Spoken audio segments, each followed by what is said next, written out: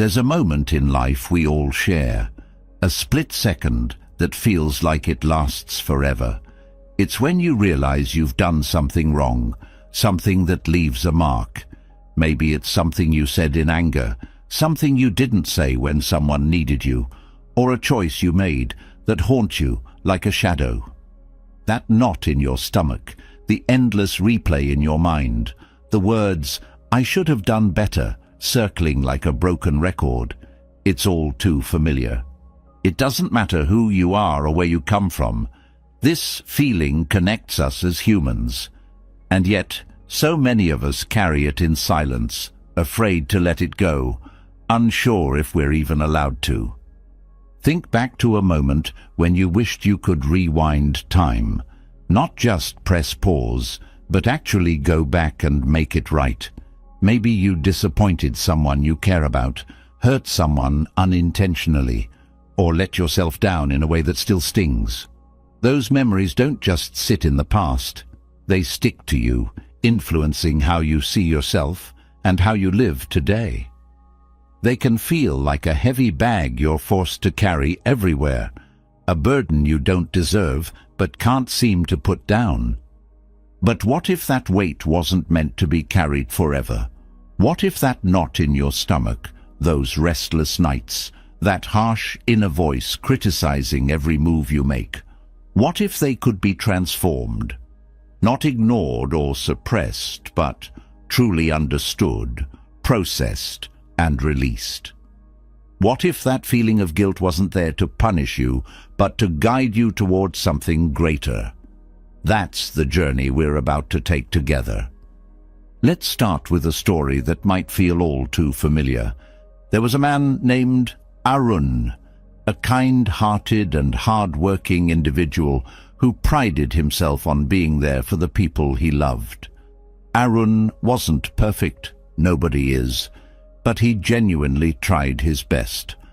One day his sister called asking for a small favor. She needed help moving some furniture. Arun, exhausted from work and juggling other responsibilities, told her he couldn't make it. He promised to help another day, but life got in the way, and he forgot. Weeks turned into months, and they spoke less often. It wasn't until much later, after their father's passing, that Arun learned just how much that small favor had meant to her.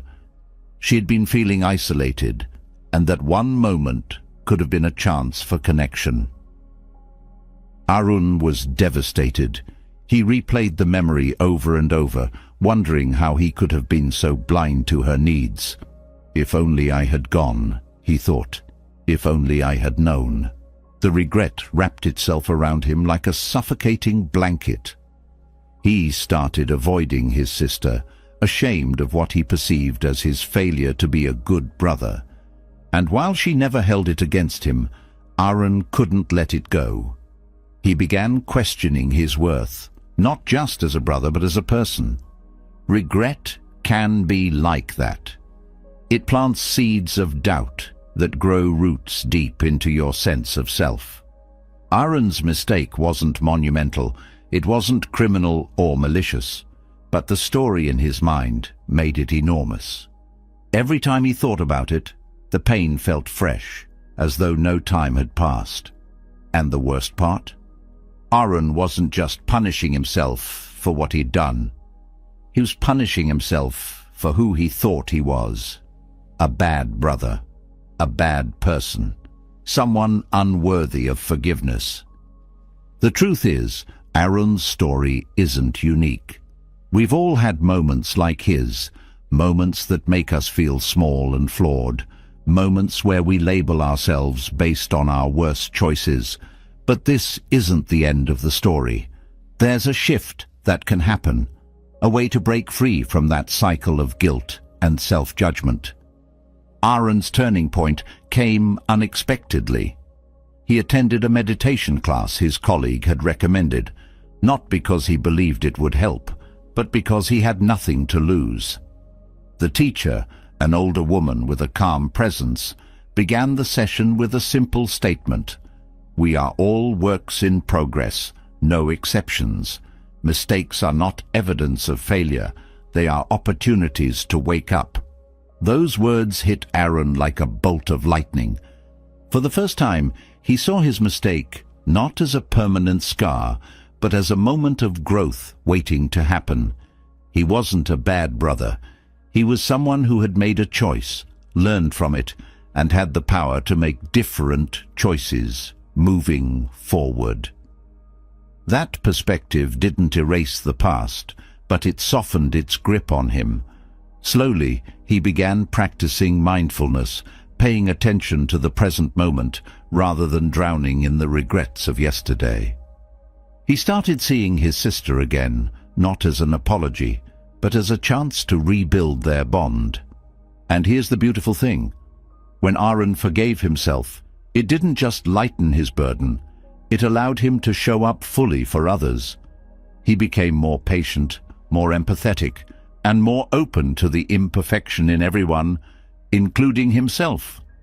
His mistake had become a teacher, one that guided him toward a deeper understanding of what it means to be human. Now, let's take a moment to reflect on this. How often do we treat ourselves like Arun did? How often do we take a single moment, a single mistake, and let it define us? The truth is, the past cannot be undone, but it doesn't have to hold us hostage. Each of us has the power to take that first step toward self-forgiveness, not by erasing what happened, but by reframing it. Mistakes are inevitable. They're a byproduct of living, of taking risks, of caring deeply, but they're also mirrors, reflecting back to us the areas where we can grow. They're reminders of our shared humanity, of the fact that we're all walking this path together, stumbling and learning as we go. It's not easy. Forgiving yourself can feel like climbing a mountain, especially when guilt and shame weigh heavily on your back. But the climb is worth it. At the top, there's something waiting for you, a version of yourself that understands mistakes not as failures, but as stepping stones. A version of yourself that is kinder, freer, and more at peace. Aaron's story reminds us that the path to self-forgiveness is not about forgetting what happened or pretending it didn't hurt. It's about seeing the bigger picture, about recognizing that mistakes are just one part of the journey, not the whole story. It's about meeting yourself where you are, with compassion and understanding, and taking small steps toward healing. So, what's holding you back? What story are you replaying in your mind? The one where you're the villain of your own life, or the one where you're a human being doing their best? Maybe today is the day to take that first step toward rewriting the narrative. Because if there's one thing Arun's journey teaches us, it's this. Forgiveness doesn't just set you free from the past. It opens the door to the future. And on the other side of that door is a life waiting to be lived, not weighed down by guilt, but lifted by growth. Life has a way of humbling us. No one walks through it unscathed, free from missteps, regrets, or the deep ache of having failed at something important. Mistakes are not rare, they are universal, a shared thread that weaves us all together. Yet, why do they feel so isolating, as though you're the only one who has faltered? This paradox, where mistakes unite us as human beings but make us feel profoundly alone, is a doorway to understanding something deeper. It's not the mistake itself that holds the most weight. It's the meaning we attach to it. Buddhism offers a perspective that shifts this meaning entirely, transforming mistakes from burdens to opportunities for awakening. Let's step into this perspective and see how it can reshape the way we see our imperfections and, ultimately, ourselves. Mistakes in the Buddhist view are not signs of failure, but markers of being alive.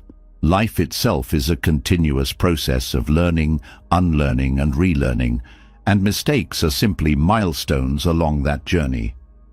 They are not evidence that something is wrong with you, but proof that you are human. In fact, They serve as a mirror, reflecting areas where growth is possible. Buddhism doesn't shy away from mistakes. It embraces them as essential. They are the cracks through which light enters, the moments where self-awareness begins to bloom. Central to this perspective is the concept of imperfection. In the West, perfection is often idolized, a flawless image, a pristine performance, an unattainable ideal that pressures people to hide their flaws. Buddhism, however, teaches that imperfection is the natural state of all things. This teaching is beautifully illustrated in the Japanese art of kintsugi, where broken pottery is repaired with gold, turning cracks into something that adds to the object's beauty. The philosophy behind this art is deeply Buddhist. What is broken is not ruined, it is transformed. Mistakes, like cracks, are not meant to be concealed, but to become part of the story. This perspective is rooted in the Buddhist understanding of dukkha, or suffering. The Buddha's first noble truth acknowledges that life is marked by dukkha, not as a pessimistic declaration, but as a profound recognition of reality. Mistakes are one form of this suffering, but they are not permanent. They are fleeting, like waves in the ocean, rising, peaking, and eventually dissolving back into the water. When you see mistakes in this way, they lose their ability to define you. They become experiences to learn from, not prisons to remain trapped within. What makes this teaching transformative is its connection to self-awareness. Mistakes, when viewed through a Buddhist lens, are not just errors. They are lessons. They are invitations to look inward and ask, what can I learn from this? This is not about self-criticism or endless analysis, but about cultivating mindfulness. Mindfulness allows you to observe a mistake without being consumed by it. It creates space between the event and your emotional reaction, enabling you to respond with clarity rather than react with guilt or shame. This approach doesn't mean dismissing the impact of your actions. Accountability is an essential part of the Buddhist path. When you make a mistake, the first step is to acknowledge it fully, without excuses or justifications. This acknowledgement is not about self-punishment, but about honesty. Buddhism emphasizes the importance of seeing things as they are, not as you wish they were. By facing your mistakes head-on, you begin to dismantle the illusions that keep you stuck. You start to see the difference between who you are and what you've done. Understanding this distinction is key. In Buddhism, the self is not a fixed identity, but a collection of ever-changing experiences, thoughts, and emotions. When you make a mistake, it doesn't mean you are a bad person. It means you made a choice that had consequences. Separating your actions from your identity is liberating. It allows you to address what happened without carrying the weight of labeling yourself as a failure. This separation is further deepened by the Buddhist teaching of anatta, or no self. Anatta challenges the idea that there is a permanent, unchanging self. Instead, it reveals that what you think of as you is a fluid combination of physical sensations, mental processes, and conditioned responses. When you view mistakes through this lens, they lose their power to define you. You see them as events in a larger flow, not as reflections of your worth. This doesn't erase the impact of the mistake, but changes how you relate to it. You are not your mistakes. You are the awareness observing them. Another cornerstone of the Buddhist perspective on mistakes is the practice of compassion. Mistakes often trigger harsh self-judgment, but Buddhism encourages approaching them with kindness instead. This is not about letting yourself off the hook, but about recognizing that beating yourself up only adds to the suffering. Compassion is the antidote to self-criticism. It allows you to hold your mistake with tenderness, acknowledging the pain it caused without letting it consume you. When you cultivate compassion, you create a space where healing can begin. This compassion extends outward as well. When you understand the role of mistakes in your own life, it becomes easier to forgive others for theirs. You realize that everyone is navigating the complexities of being human, making choices based on their own limitations and understanding. This doesn't excuse harmful behavior, but puts it into context. It reminds you that just as you are learning and growing, so is everyone else. Mistakes also teach humility, an essential quality in Buddhism. They remind you that no one has all the answers, that everyone is a work in progress. This humility is not about feeling small or inadequate, but about recognizing your place in the larger tapestry of life. It's about seeing that your mistakes, while significant, are not the end of the story. They are moments of learning that connect you to the greater whole. One of the most profound aspects of the Buddhist view on mistakes is the concept of karma. Karma is often misunderstood as a system of punishment and reward, but in Buddhism it is more accurately described as the law of cause and effect.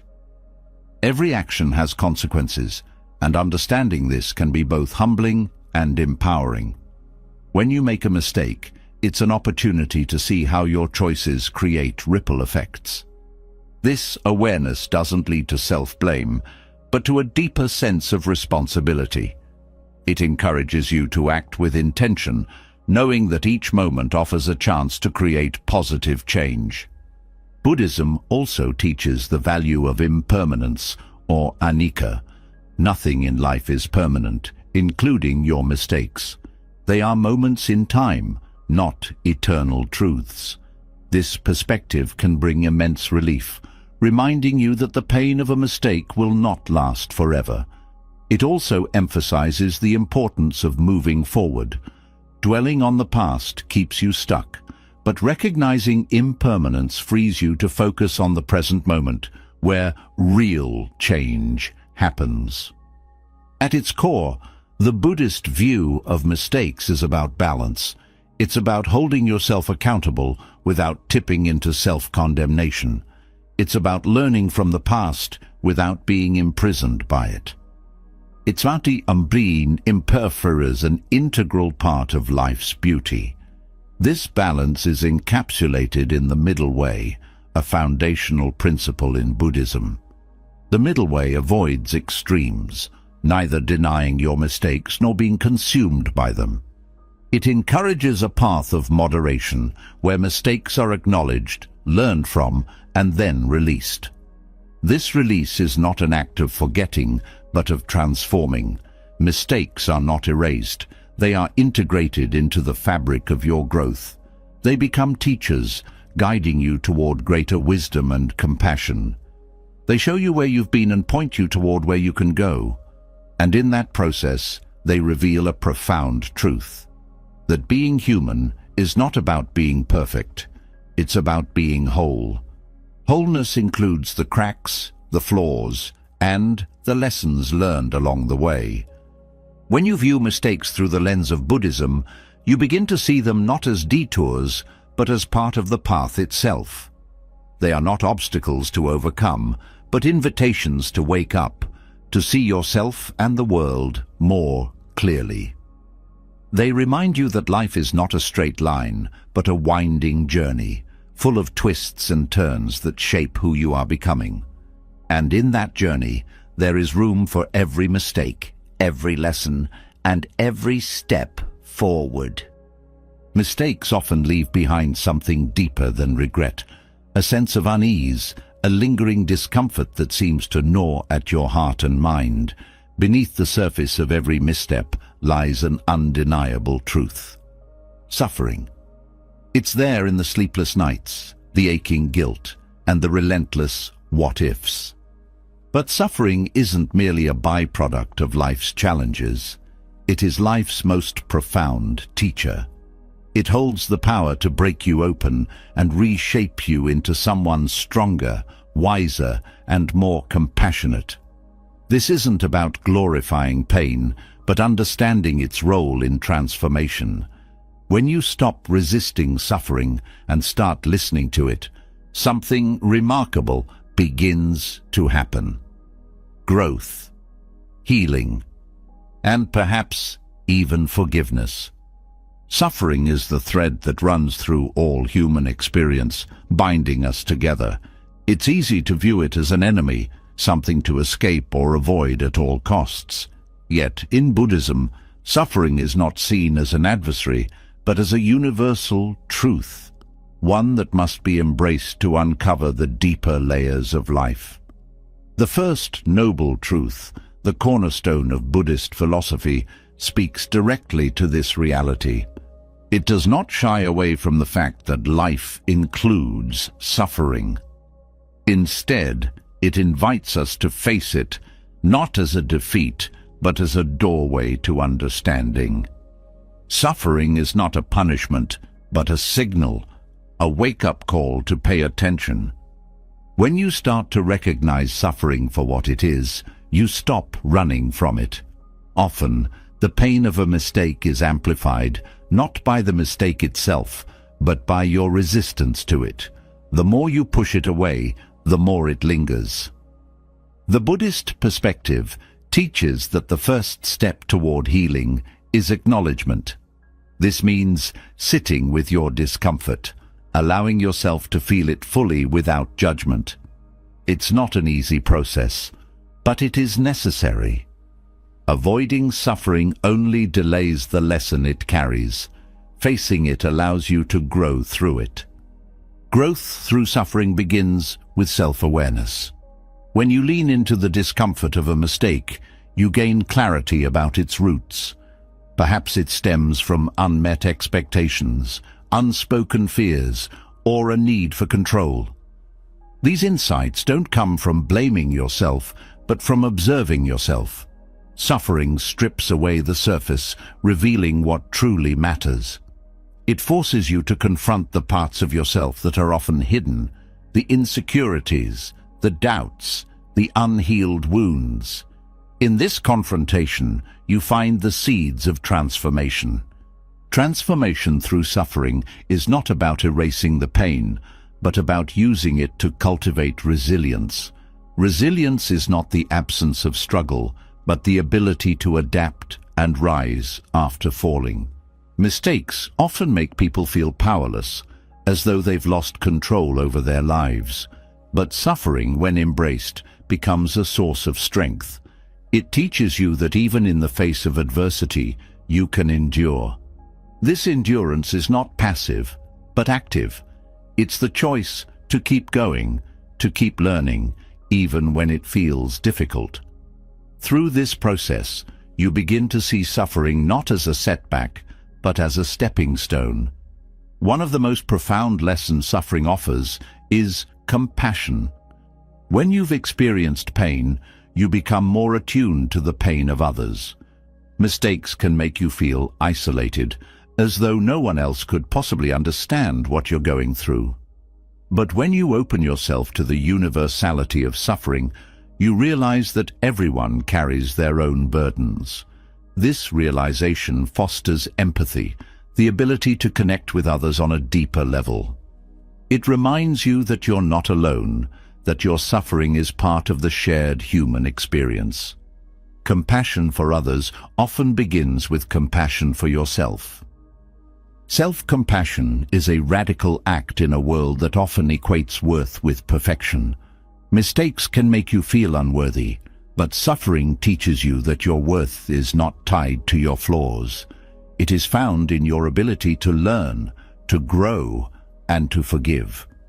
Self-compassion does not mean excusing harmful behavior, but recognizing that you are more than your mistakes. It's about speaking to yourself with the same kindness you would offer a friend. When you approach your suffering with self-compassion, it becomes less of a weight and more of a guide.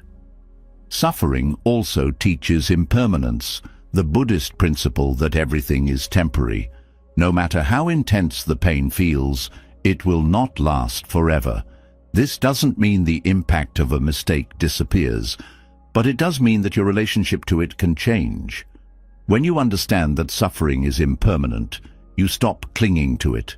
You allow it to move through you, leaving behind the wisdom it was meant to impart. This perspective encourages you to let go, not with indifference, but with understanding. Letting go of suffering requires acceptance. Acceptance is often misunderstood as resignation, but in Buddhism, it is a powerful act of courage.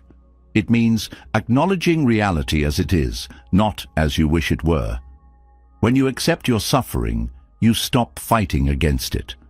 This doesn't mean you condone the mistake or its consequences, but you make peace with the fact that it happened. Acceptance creates space for healing. It allows you to focus on what can be changed rather than being consumed by what cannot. Suffering also reveals the interconnectedness of all things. Every action has consequences, not just for you, but for those around you. Mistakes often create ripples, affecting relationships, opportunities, and experiences. This interconnectedness can feel overwhelming, but it also offers a sense of purpose. It reminds you that your actions matter, that your growth has the potential to benefit others. When you transform your suffering into growth, you contribute to a greater good. This sense of purpose can be a powerful motivator on the path to self-forgiveness. The path to self-forgiveness is not linear. It's a journey with twists and turns, moments of progress and moments of struggle. Suffering is a companion on this journey, not an obstacle. It walks beside you, pointing out the lessons you might otherwise overlook. Each step forward is an act of courage, a reminder that you are capable of growth. This journey requires patience, not just with the process, but with yourself. Mistakes often trigger a sense of urgency, a need to fix everything immediately. But growth takes time, and suffering teaches you to honor that time. Forgiveness, both for yourself and others, is the ultimate act of liberation. It frees you from the chains of the past, allowing you to live fully in the present. Suffering plays a crucial role in this liberation. It shows you where you're holding on too tightly, where you need to let go. It invites you to release the stories you've been telling yourself about your mistakes, stories of unworthiness, failure, and shame.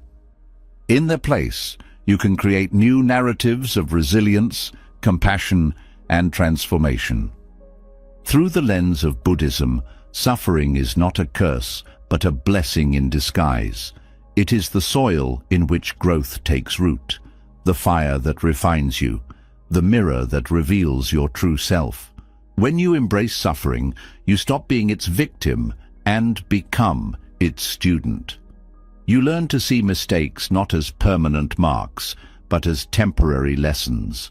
And in this learning, you find the strength to forgive, to heal, and to move forward. As the journey continues, remember this: suffering is not the end of the story. It is the beginning of something deeper, something richer.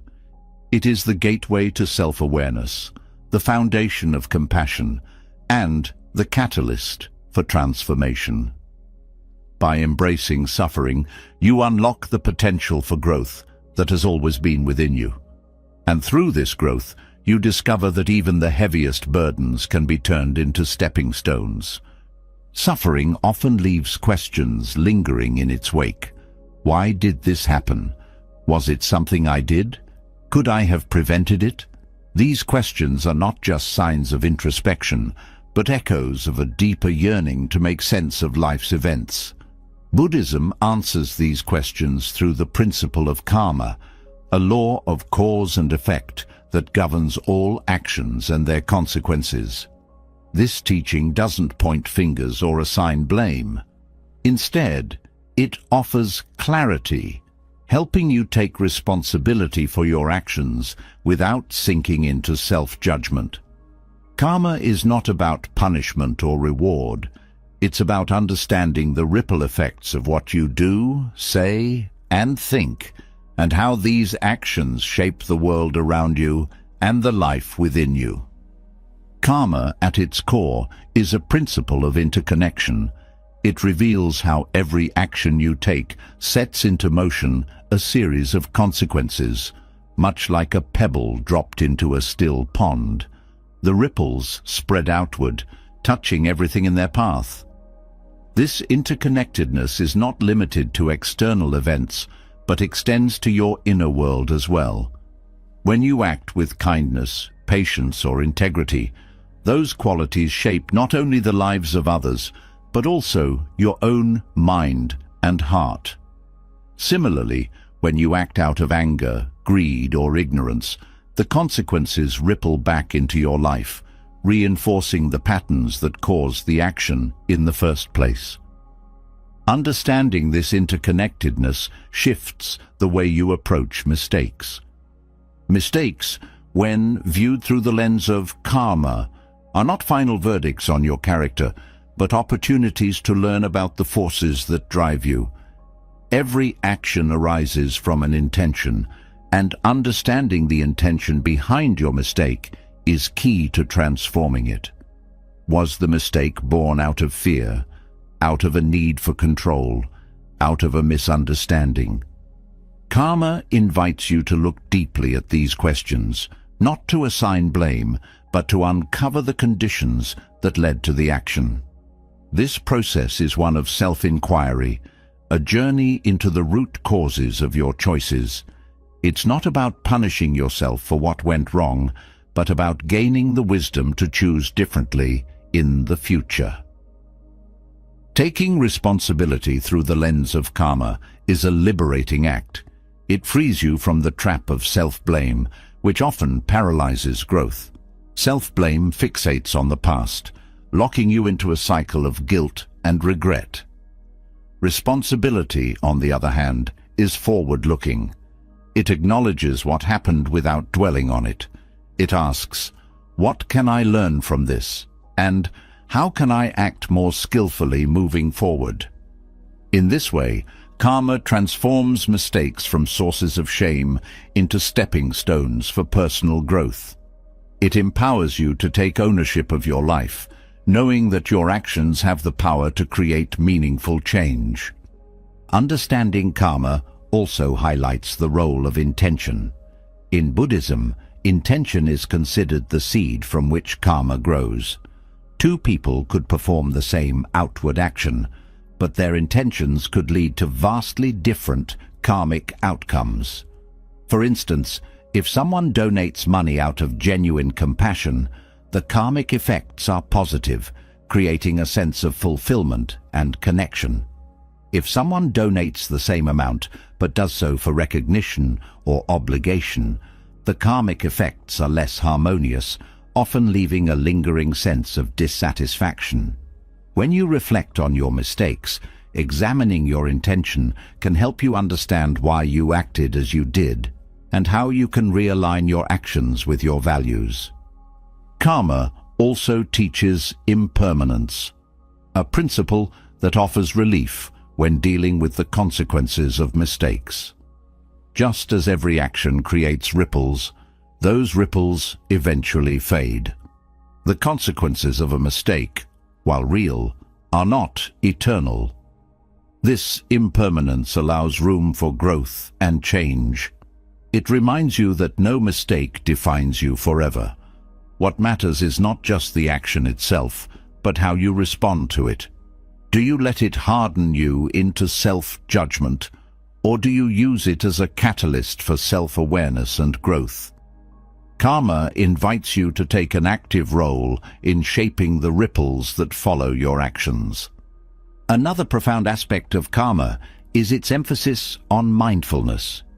Karma does not operate on autopilot. It is shaped by conscious awareness. When you act mindlessly, without pausing to consider the effects of your actions, you're more likely to create harmful karma, both for yourself and others.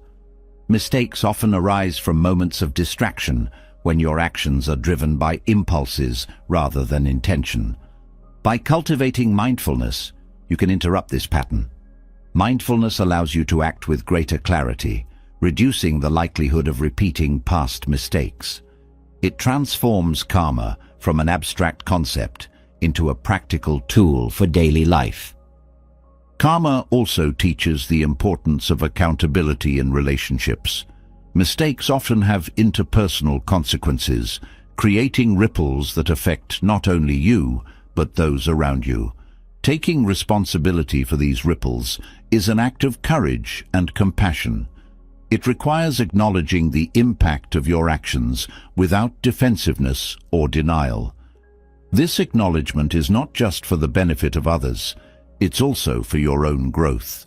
When you take responsibility for the effects of your actions, you deepen your understanding of karma and its interconnected nature. You begin to see how your choices contribute to the web of relationships that sustain you. Compassion plays a central role in the karmic process. When you understand that every action arises from a set of conditions, it becomes easier to approach mistakes with empathy rather than judgment. This compassion extends both outward and inward. Just as you recognize that others act from their own limitations and struggles, you learn to see your own mistakes in the same light. Compassion softens the harsh edges of self-criticism, creating space for forgiveness and healing. It reminds you that while your actions have consequences, you are not defined by them. You are defined by your ability to learn, grow, and contribute positively to the world. Karma also offers a broader perspective on justice. In a world that often equates justice with punishment, karma provides a more nuanced understanding. It shows that actions naturally lead to consequences, not because of external enforcement, but because of the inherent interconnectedness of all things. This understanding fosters a sense of personal accountability that is not rooted in fear, but in wisdom. It encourages you to act ethically, not to avoid punishment, but to create harmony within yourself and with others. This perspective shifts the focus from retribution to restoration, from judgment to understanding. One of the most empowering aspects of karma is its emphasis on choice. While you cannot change the past, you have the power to shape the present and future through your actions. Every moment is an opportunity to plant new seeds, to create ripples that reflect your highest intentions. This doesn't mean erasing the consequences of past mistakes, but adding to the flow of positive karma that can balance and heal those consequences. Karma reminds you that you're never stuck, that every action holds the potential for transformation. It is a dynamic process, one that evolves as you evolve. Understanding karma also fosters humility. It reminds you that you are part of a vast, interconnected web of cause and effect. No action occurs in isolation. Everything you do is influenced by countless factors, from your upbringing to your environment to the choices of those around you. This humility dissolves the illusion of control, replacing it with a sense of responsibility. You realize that while you cannot control every outcome, you can influence the direction of your life through conscious choices. This balance between responsibility and humility is a cornerstone of the karmic perspective.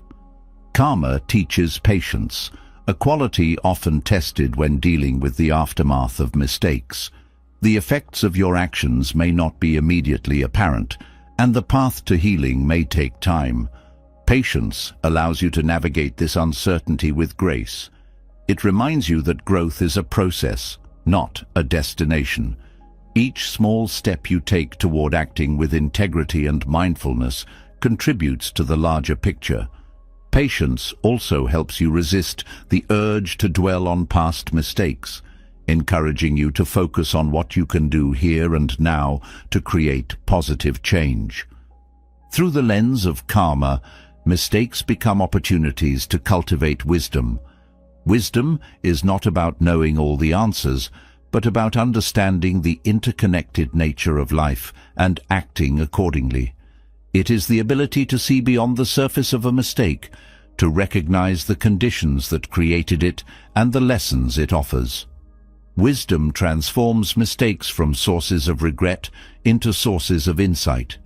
It allows you to approach life with a sense of curiosity and openness, knowing that every action, no matter how small, contributes to the larger tapestry of your existence. Karma ultimately teaches that forgiveness is an act of liberation. When you understand the interconnected nature of actions and their consequences, you stop seeing mistakes as isolated failures. Instead, you see them as part of a larger journey, one that is shaped by countless factors and guided by your intention to grow. Forgiveness is not about erasing the past, but about releasing the grip it has on you. It is about acknowledging the ripples you've created while choosing to send out new ones that reflect the person you are becoming rather than the person you once were. The principle of karma offers a profound framework for understanding mistakes and their role in your life. It shifts the focus from blame to responsibility, from regret to growth, from punishment to transformation. By embracing this perspective, you not only free yourself from the weight of self-judgment, but also unlock the potential to create a life that reflects your deepest values. Karma reminds you that every action matters, that every choice holds the power to shape your reality. And in that truth lies the path to self-forgiveness and lasting transformation. Karma reveals the intricate web of cause and effect, showing us how each action ripples outward and inward, shaping who we are and the world we experience. But knowing this isn't always enough to soften the sharp edges of guilt or regret. After recognizing the weight of responsibility, there remains the challenge of living with it. This is where mindfulness enters as a powerful ally. Mindfulness is not just a tool for calmness. It is a profound practice that allows you to step into the present moment, meet your emotions with compassion, and begin to release the chains of guilt tied to past mistakes. Through mindfulness, you discover a way to untangle yourself from the stories of the past and find freedom in the now. Mindfulness begins with awareness. Awareness of where you are, what you feel, and what thoughts are arising within you. Often, the pain of a mistake lingers not because of the event itself, but because of how your mind holds onto it, replaying it over and over like a song stuck on repeat. Mindfulness interrupts this cycle by inviting you to observe your thoughts rather than be consumed by them. It asks you to pause and notice without judgment what is happening inside. This simple act of paying attention shifts your perspective. It reminds you that you are not your thoughts or your emotions. You are the one observing them. When you observe without judgment, something extraordinary happens. The heavy emotions tied to guilt, shame, and regret begin to loosen their grip. They no longer define you. They become experiences passing through you. Mindfulness creates space between you and your emotions, allowing you to respond to them with curiosity rather than reaction. For example, instead of drowning in the thought, "I am a failure," mindfulness lets you see it as just a thought, a fleeting mental event, not a statement of truth. This shift is the foundation of self-compassion. Self-compassion flourishes when you approach yourself with the same kindness you would offer a loved one. Mistakes often trigger harsh inner dialogue, a barrage of self-criticism that deepens your suffering. Mindfulness helps you notice this inner voice without becoming entangled in it. By simply observing the critical thoughts, you create an opportunity to challenge them. You might ask, is this thought helpful? Is it true? Would I speak to a friend this way? These questions, born out of mindfulness, transform the way you relate to yourself. Being present in the moment also allows you to reconnect with your body, which often carries the weight of unresolved emotions. Guilt, for instance, might manifest as a tightness in the chest or a knot in the stomach. Mindfulness encourages you to bring gentle attention to these sensations, not to fix them, but to acknowledge them. This act of noticing and allowing is itself healing. It sends a message to your nervous system that it's okay to let go. Over time, this practice helps you release the physical tension associated with emotional pain. One of the most profound gifts of mindfulness is its ability to ground you in the here and now. Mistakes anchor you to the past, while guilt and fear about repeating them pull you into an uncertain future. Mindfulness breaks this tug-of-war by bringing your focus to the present moment, the only moment where change is possible. By paying attention to your breath, your surroundings, or the sensations in your body, you return to a space where you can act rather than ruminate. This presence doesn't erase the past, but gives you the clarity to see it for what it is, a memory, not a prison. Mindfulness also reveals the impermanence of emotions. When you observe your feelings without clinging to them, you start to notice that they come and go, like waves on the shore. No emotion lasts forever, no matter how intense it feels in the moment. This awareness is liberating because it reminds you that the pain of guilt or regret is not a permanent state. It will pass, just as joy and contentment do. Recognizing this impermanence helps you hold your emotions more lightly, reducing their power over you. Another transformative aspect of mindfulness is its role in cultivating forgiveness. Forgiveness, particularly self-forgiveness, requires a willingness to face your pain without turning away. Mindfulness supports this process by encouraging you to sit with your discomfort rather than avoid it. When you approach your mistakes with mindful attention, you begin to see them as they are, not as insurmountable failures, but as moments of learning. This perspective softens the edges of regret and creates room for self-forgiveness to take root. Mindfulness also strengthens your ability to act with intention. When you are caught in the whirlwind of guilt or self-doubt, your actions often become reactive, driven by the need to escape discomfort. Mindfulness interrupts this pattern by helping you pause and consider your choices. It invites you to ask, what action aligns with my values? What choice reflects the person I want to become? This intentionality transforms mistakes into opportunities for growth, allowing you to move forward with clarity and purpose. One of the subtler benefits of mindfulness is the way it fosters gratitude. When you are fully present, you begin to notice the small moments of beauty and kindness that often go unnoticed. A gentle breeze, a kind word, the warmth of sunlight on your skin. These moments remind you that life is more than your mistakes. Gratitude doesn't negate the challenges you face, but balances them with a sense of appreciation for what is still good and meaningful. This balance is essential for healing, as it shifts your focus from what you've lost to what you still have. Mindfulness also deepens your connection to others. When you practice being present with yourself, you develop the capacity to be present with those around you. This presence enhances your relationships, creating space for authentic connection and understanding. It allows you to listen more deeply, to respond rather than react, and to show up with empathy and compassion. These qualities not only enrich your interactions, but also remind you that you are part of a larger web of connection, a web that supports and sustains you. In the context of mistakes, mindfulness teaches you to distinguish between responsibility and blame.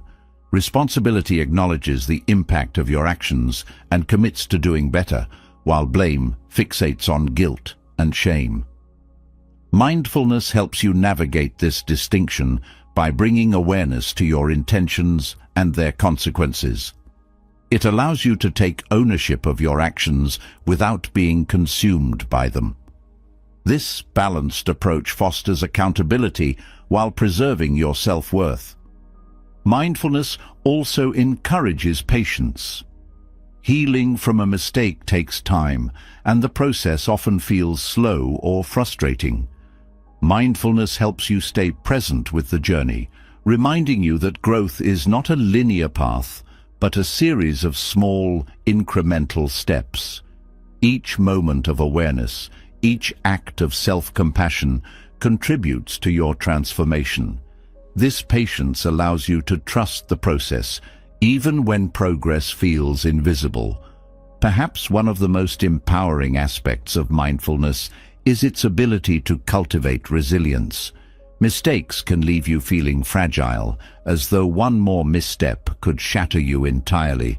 But mindfulness reveals your inner strength, the part of you that can sit with discomfort, face difficult truths, and still choose growth. Resilience is not about avoiding hardship, but about meeting it with courage and grace. Mindfulness reminds you that you are capable of this, even when it feels difficult. Mindfulness also encourages curiosity, a quality often overlooked in the face of mistakes. When you approach your experiences with curiosity, you shift from judgment to exploration. Instead of asking, "Why am I like this?" you ask, "What can I learn from this?" This shift opens the door to new insights and perspectives, allowing you to see your mistakes as opportunities rather than obstacles. Curiosity transforms regret into a desire for understanding, creating a foundation for growth. Mindfulness reconnects you with your innate sense of wholeness. Mistakes often make you feel broken or incomplete, as though something is fundamentally wrong with you. But mindfulness reminds you that your true nature is not defined by your actions or their consequences. Beneath the surface of guilt and regret lies a wellspring of peace, compassion, and wisdom, a core that remains untouched by your mistakes. Mindfulness helps you access this core, allowing you to approach life with greater confidence and clarity. In embracing mindfulness, you don't just learn to release guilt or regret. You learn to live with a greater sense of presence and purpose. You discover that your mistakes are not the end of your story, but a part of your journey, one that can lead to deeper self-awareness, compassion, and resilience. Mindfulness is the bridge that connects you to the present moment, to your true self, and to the infinite potential for growth and healing that lies within you. Through this practice, you transform not only your relationship with your mistakes, but also your relationship with yourself. Mindfulness reveals the power of presence, grounding you in the here and now. But what about the grip of the past? Those moments of regret, the memories that resurface uninvited, and the weight of what could have been. These can linger, keeping you tethered to a time you can no longer change. The Buddhist concept of non-attachment offers a profound way to free yourself from this cycle. It's not about indifference or forgetting, but about releasing the hold the past has over you, while carrying forward the wisdom it offers. Non-attachment is the key to letting go without losing the lessons, and it unlocks a life lived with clarity and peace. At its heart, non-attachment teaches that clinging is the source of much of our suffering. When you hold tightly to past mistakes or regrets, you create a mental loop that replays the pain over and over again. This clinging doesn't change the past, it only amplifies its hold on you. Buddhism refers to this attachment as upadana, a grasping at what cannot be undone. Non-attachment, by contrast, is the practice of loosening that grip, not by force, but by understanding. It is a gentle untying of the knots that bind you to the past, allowing you to move forward with grace. Letting go begins with acceptance. To release the past, you must first acknowledge it fully, not as you wish it had been, but as it was. This is not an easy step, as it requires facing the discomfort of your mistakes without turning away. Acceptance does not mean condoning what happened or dismissing its impact. It means recognizing the reality of the past and choosing to stop fighting it. When you accept what cannot be changed, you free yourself from the struggle against reality. This freedom is the foundation of non-attachment. Non-attachment also invites you to separate yourself from the narratives you've built around your past. Often, the pain of a mistake is less about the event itself and more about the story you tell yourself about it. You may label yourself as a failure, a bad person, or someone undeserving of happiness. These labels become identities, shaping how you see yourself and how you move through the world. Non-attachment asks you to question these stories. Are they true? Are they helpful? Or are they simply habits of thought that keep you stuck? By letting go of these narratives, you create space to redefine yourself. This process is deeply connected to the Buddhist understanding of impermanence. The past, like everything else, is not fixed. It exists only as a memory, a mental construct that shifts with time and perspective. Recognizing this impermanence can help you loosen your grip on the past. You see that the mistake you made, the regret you carry, is not a permanent stain, but a fleeting moment in the vastness of your life. This perspective allows you to hold the past lightly, appreciating the lessons it offers without being weighed down by it. Non-attachment does not mean erasing the past or pretending it doesn't matter. On the contrary, it involves integrating the lessons of the past into your present life. When you let go of the emotional charge tied to a mistake, you can reflect on it with clarity. What did it teach you about yourself, about others, about the world? These lessons become part of your wisdom, guiding your future actions. Non-attachment transforms the past from a source of pain into a wellspring of insight. Another crucial aspect of non-attachment is forgiveness. Holding on to resentment, whether toward yourself or others, keeps you anchored in the past. Forgiveness is the act of releasing that anchor. It is not about excusing harm or minimizing its impact, but about freeing yourself from the burden of carrying it. Forgiveness, rooted in non-attachment, acknowledges the pain while choosing not to let it define your present or future. It is an act of liberation, one that benefits you as much as, if not more than, the person you forgive. Non-attachment also helps you navigate the fear of letting go. Clinging to the past often feels safer than stepping into the unknown of the present. The pain of a familiar mistake can seem less daunting than the uncertainty of who you might become without it. Non-attachment teaches you to trust in the unfolding of life. It reminds you that letting go is not an act of loss, but an act of making space. Space for growth, for healing, and for new possibilities. This trust is not blind, but rooted in the awareness that life is ever-changing and that holding on too tightly only creates resistance. One of the challenges of letting go is the tendency to revisit past mistakes in search of resolution. The mind often convinces you that if you think about it just one more time, you'll find the answer or the closure you're looking for. Non-attachment counters this impulse by shifting your focus from solving the past to being present with it. Instead of ruminating, you observe.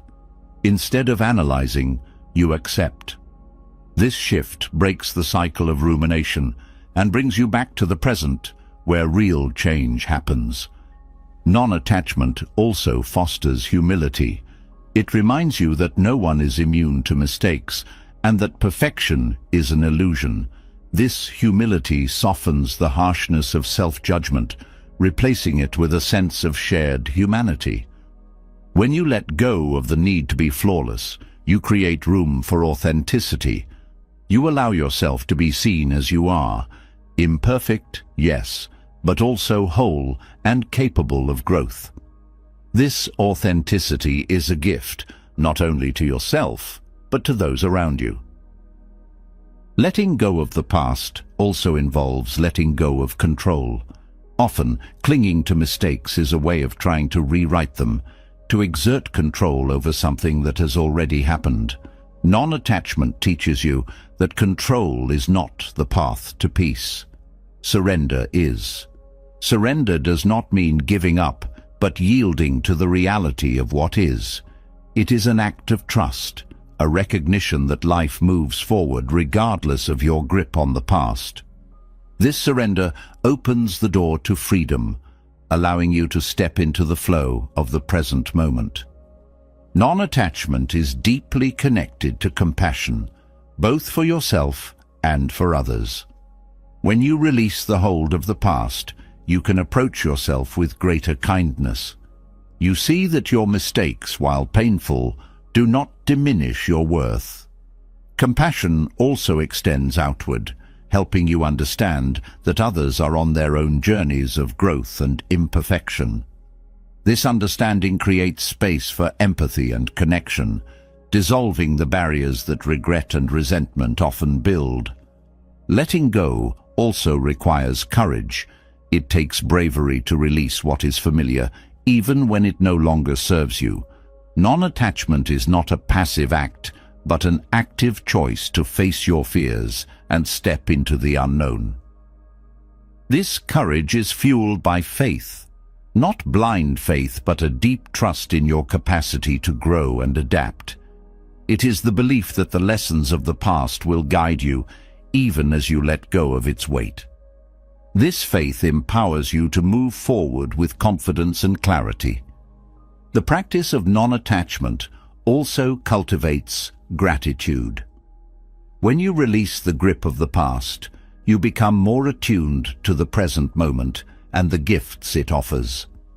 Gratitude shifts your focus from what you've lost to what you have. It reminds you that every mistake, every regret, has brought you to where you are now.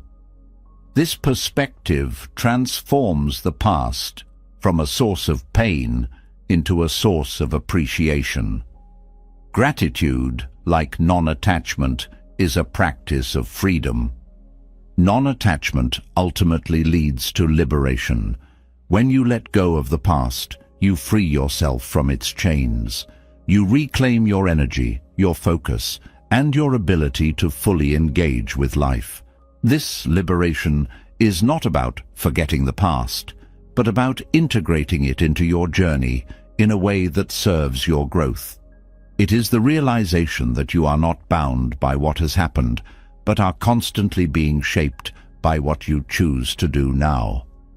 Non-attachment transforms the past from a weight to be carried into a foundation to build upon.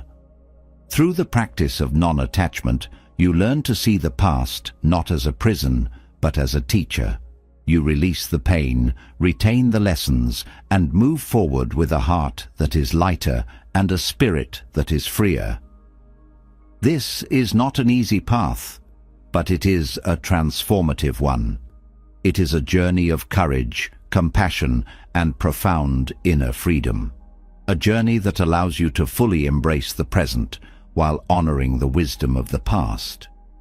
Letting go of the past releases its grip on your heart, creating space for healing and growth. But what about the stories we tell ourselves about who we are?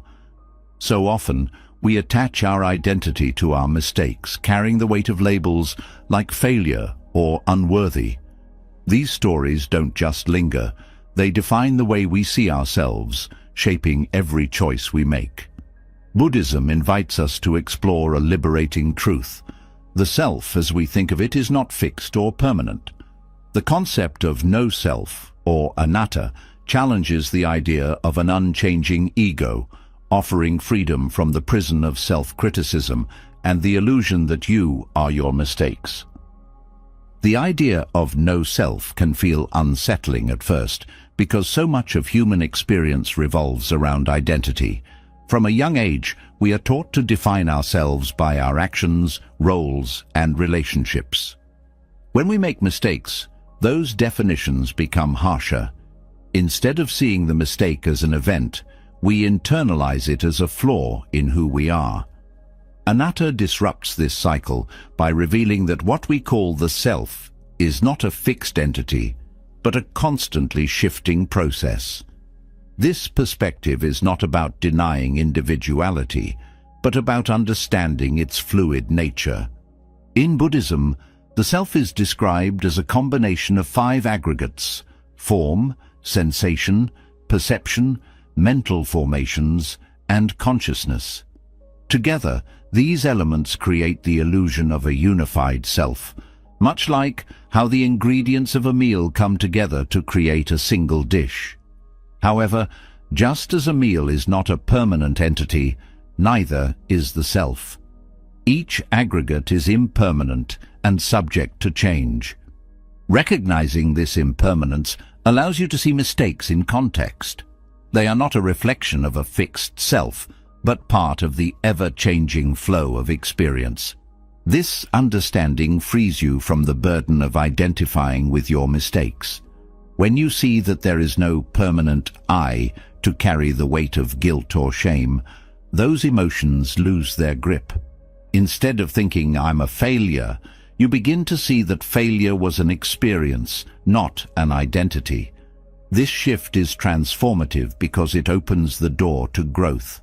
If the self is not fixed, then you are not bound by your past.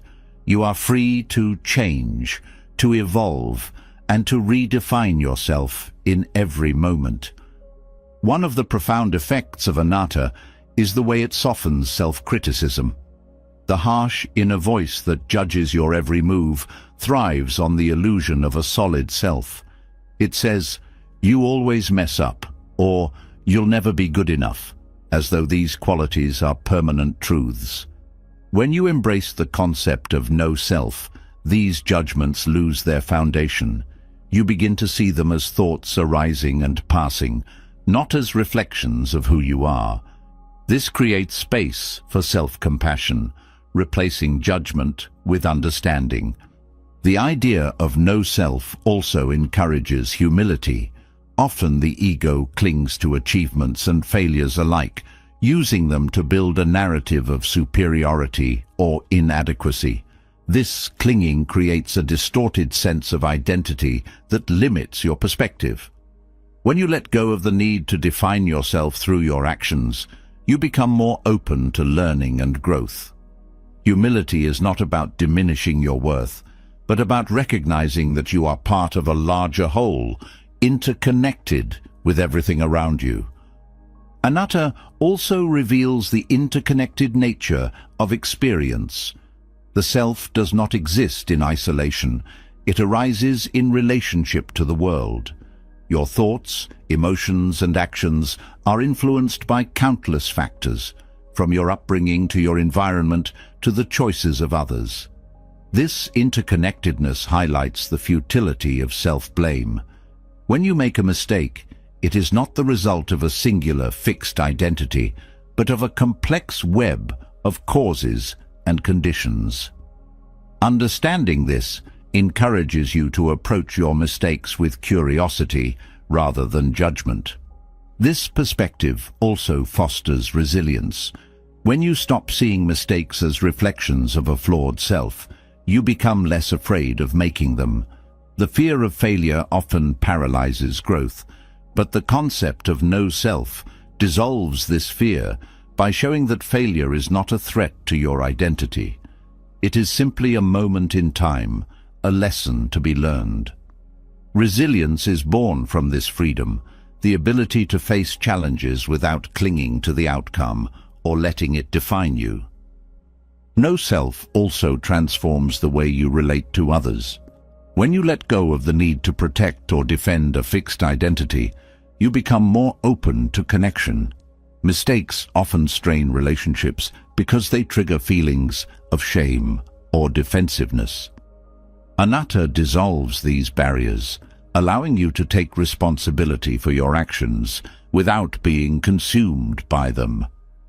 This openness creates a foundation for trust and understanding, deepening your relationships and fostering mutual growth. The practice of mindfulness plays a crucial role in realizing no self. Mindfulness allows you to observe the arising and passing of thoughts, emotions, and sensations without clinging to them. Through this observation, you begin to see the fluid nature of experience. You notice that what you call self is constantly changing, shaped by the conditions of each moment. This awareness is liberating because it breaks the cycle of identification. Instead of saying, "I am angry," or "I am guilty," you begin to see, "Anger is arising," or "Guilt is present." This shift creates a sense of spaciousness, allowing you to respond to your emotions rather than react to them. Anatta also encourages you to question the stories you tell yourself about your mistakes. These stories often reinforce the illusion of a fixed self, creating narratives like, "I always mess up," or "I'm just not good at this." By examining these stories through the lens of no self, you begin to see their impermanence. They are not truths, but patterns of thought that can be changed. This realization empowers you to rewrite your narrative, focusing on growth and possibility rather than limitation. The concept of no self does not negate responsibility. Rather, it deepens it. When you see that your actions arise from a web of causes and conditions, you become more mindful of the impact of your choices. Responsibility in this context is not about self-blame, but about conscious action. It is the recognition that while you cannot control every outcome, you can influence the direction of your life through your intentions and actions. This perspective encourages you to act with integrity and awareness. No self also invites you to explore the deeper layers of your being. Beneath the shifting thoughts and emotions lies a sense of presence, a quiet, stable awareness that is not defined by the fluctuations of experience. This presence is your true nature, untouched by mistakes or achievements. When you connect with this awareness, you discover a profound sense of peace. You realize that who you are is not limited to the roles you play or the mistakes you've made, but is something much vaster. This awareness also fosters gratitude. When you see that the self is not a fixed entity, but a dynamic process, you become more attuned to the beauty of impermanence. Every moment becomes an opportunity to grow, to learn, and to experience life in its fullness. Gratitude arises naturally from this perspective because you no longer cling to what was or worry about what will be. You are present with what is, appreciating the flow of life and the lessons it brings. The concept of no self ultimately leads to liberation. It frees you from the chains of self-criticism and the illusion of being defined by your mistakes. It shows you that your worth is not tied to your actions, but is inherent in your being. This liberation is not an escape from life, but a deeper engagement with it. It allows you to face challenges with courage, to embrace change with grace, and to live with a sense of openness and possibility. Through the lens of no self, mistakes lose their power to define you. They become part of the flow of life, moments of learning and growth, rather than reflections of a flawed self. This perspective invites you to live with greater freedom, compassion, and authenticity. It reminds you that you are not your mistakes, your achievements, or your roles. You are the awareness that experiences them, the presence that remains steady amid the shifting tides of life. This realization is the heart of anatta, a truth that transforms not only how you see yourself, but how you live. The realization that you are not defined by your mistakes is a liberating truth. It creates space for self-awareness, growth, and freedom from the weight of self-criticism. But letting go of these judgments requires more than intellectual understanding. It demands an active practice of self-compassion. This is where loving kindness meditation, or metta, becomes a transformative tool. It is not just about soothing your mind. It is a profound way to rewire how you relate to yourself, breaking free from cycles of guilt and shame. Metta invites you to cultivate a deep sense of kindness and forgiveness, beginning with yourself and rippling outward to the world around you. Loving kindness meditation begins with intention. It is not about forcing yourself to feel a certain way, but creating an open space where kindness can naturally arise. Often, the hardest person to extend compassion to is yourself. Mistakes, regrets, and unmet expectations create barriers that make self-forgiveness seem unreachable. Metta gently dissolves these barriers, starting with the simple act of wishing yourself well. Even if the words feel hollow at first, the practice creates a pathway for self-compassion to grow. The structure of metta is simple yet profound. You begin by silently repeating phrases of goodwill toward yourself, such as, "May I be happy," "May I be healthy," "May I be free from suffering." These words are not mere affirmations. They're seeds planted in the fertile ground of your mind. Each repetition nurtures a sense of care and warmth, softening the inner critic that often dominates your thoughts. With time and consistency, these seeds begin to take root, transforming the way you perceive yourself. One of the most transformative aspects of metta is its focus on unconditional kindness. Self-compassion often comes with conditions. "I'll forgive myself if I do better next time," or "I'll be kind to myself once I've fixed this mistake." Metta removes these conditions, reminding you that kindness is not something you have to earn. It is a birthright, an inherent part of being human. This shift is profound because it allows you to embrace yourself as you are, not as you think you should be. As you practice loving kindness meditation, you may encounter resistance. Negative self-talk, deeply ingrained over time, may rise to the surface.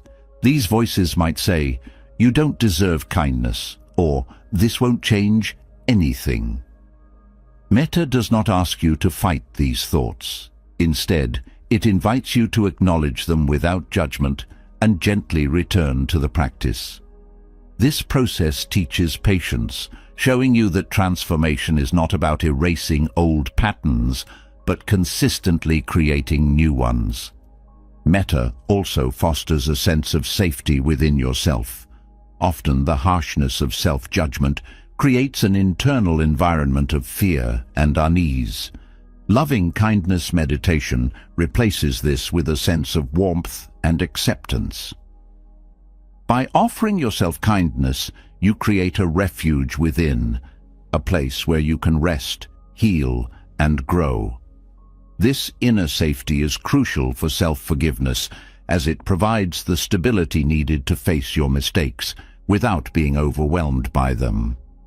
The benefits of metta extend beyond the meditation itself. As you cultivate kindness toward yourself, it naturally begins to ripple outward. You may find yourself becoming more patient with others, more understanding of their imperfections. This outward flow of compassion reinforces your practice, creating a cycle of kindness that nourishes both you and those around you.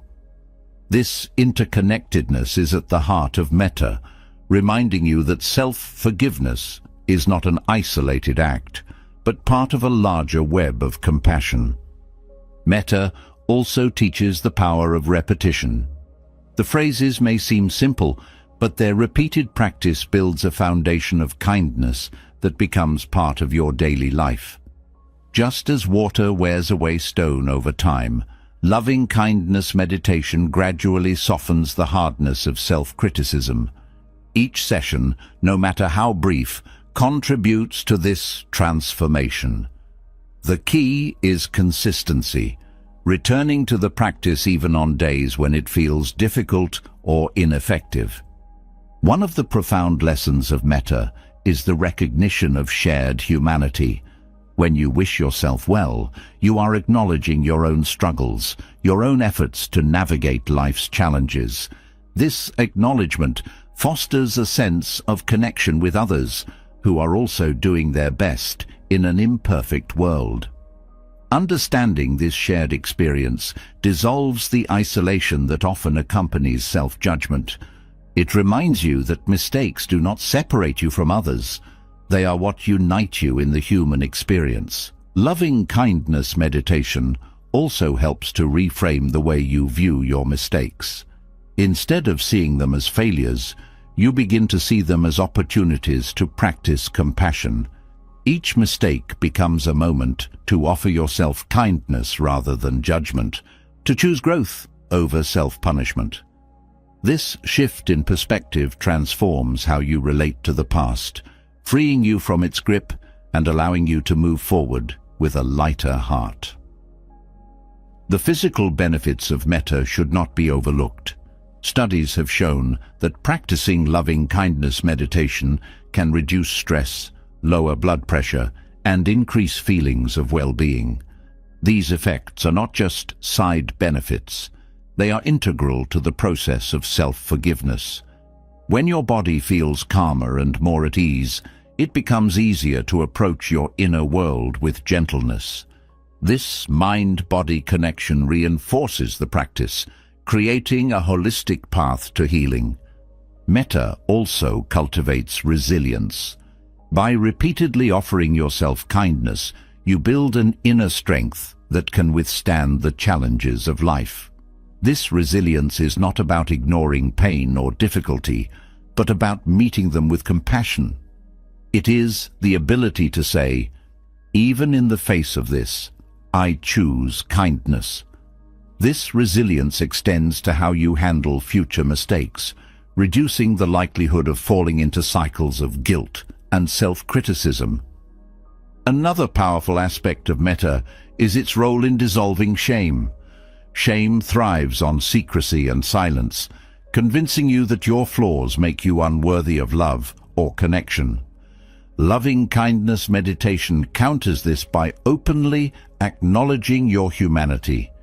It says, you are deserving of kindness, not despite your mistakes, but because of them. This acknowledgement is deeply healing, breaking the cycle of shame and replacing it with self-acceptance. Metta also encourages you to be present with yourself. In the rush of daily life, it is easy to overlook your own needs, to push aside your emotions in favor of productivity or distraction. Loving kindness meditation creates a space where you can pause and truly listen to yourself. This presence is a form of self-care, a way of saying, you matter. It reminds you that taking time for yourself is not selfish, but essential for your well-being. The practice of metta also highlights the importance of balance. Self-compassion is not about avoiding responsibility or ignoring the impact of your actions. It is about approaching your mistakes with honesty and kindness, recognizing that accountability and self-forgiveness can coexist. Loving kindness meditation teaches you to hold both truths, that you can take responsibility for your actions while still offering yourself compassion. This balance creates a foundation for genuine growth and healing. As you continue practicing metta, you may notice a shift in how you speak to yourself.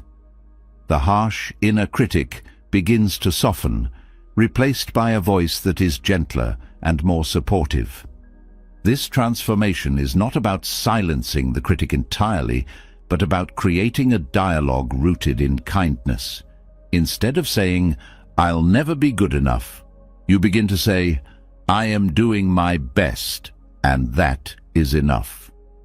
This change in self-talk has a profound impact on your overall sense of well-being.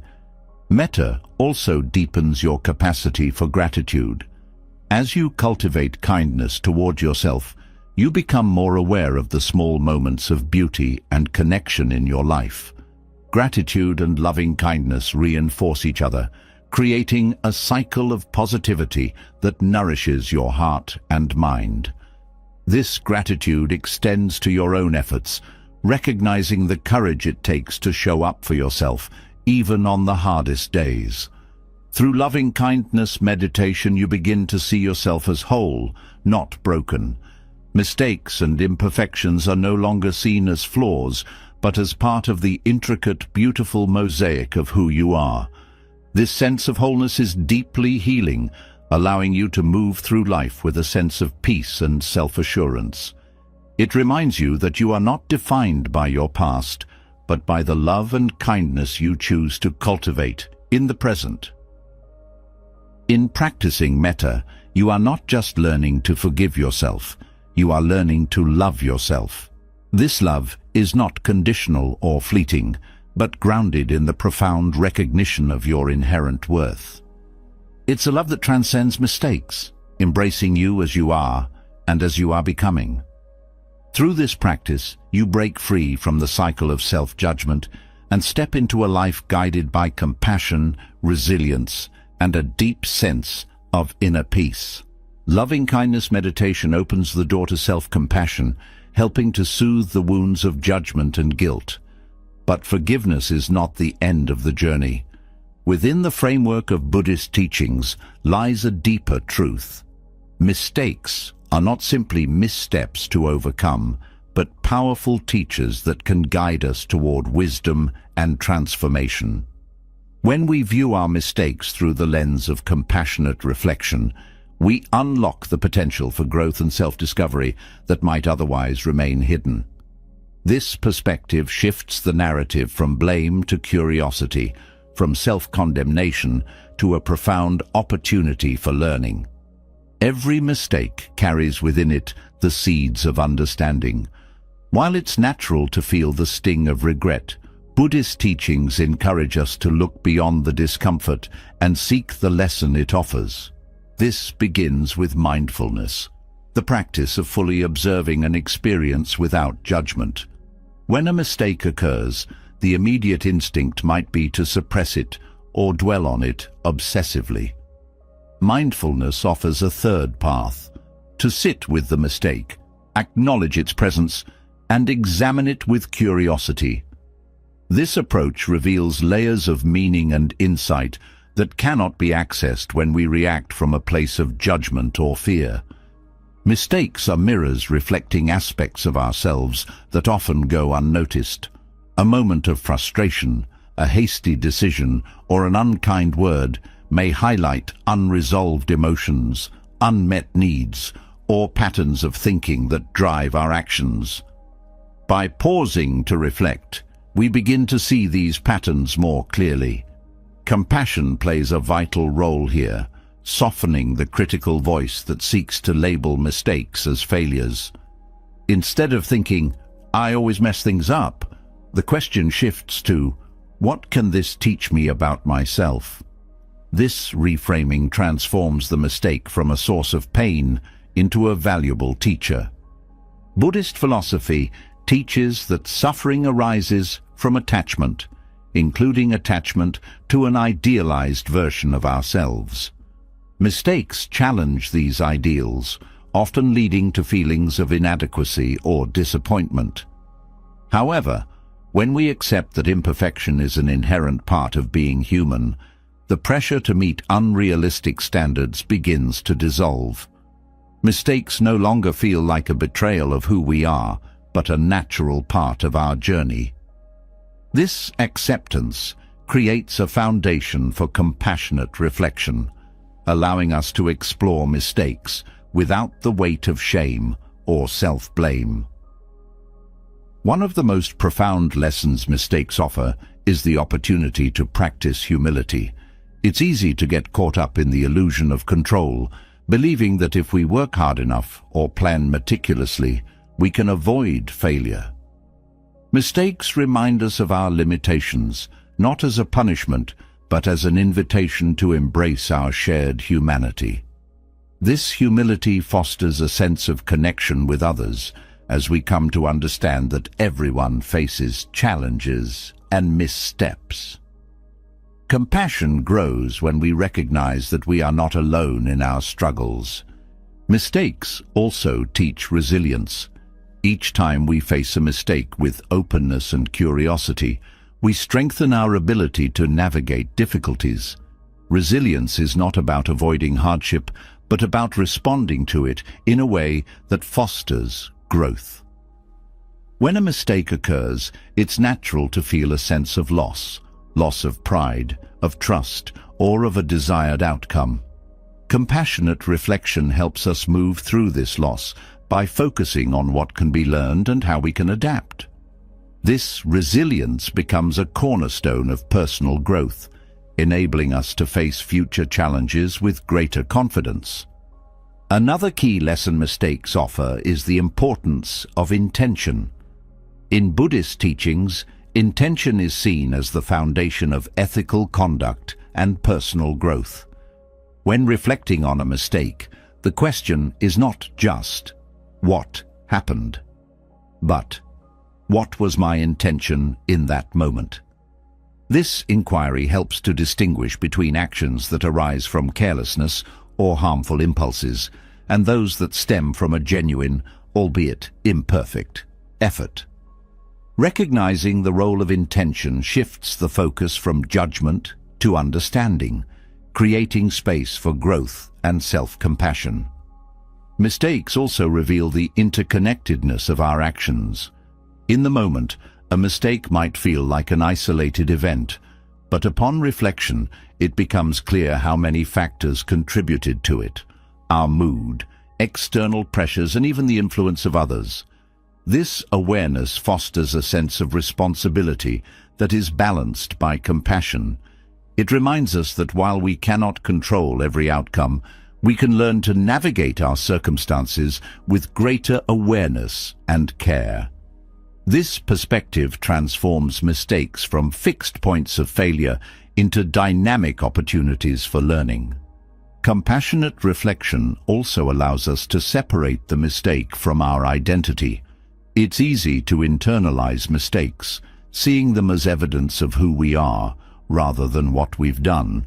Buddhist teachings emphasize the impermanence of all things, including our actions. A mistake is not a permanent stain, but a fleeting moment in the vastness of our lives.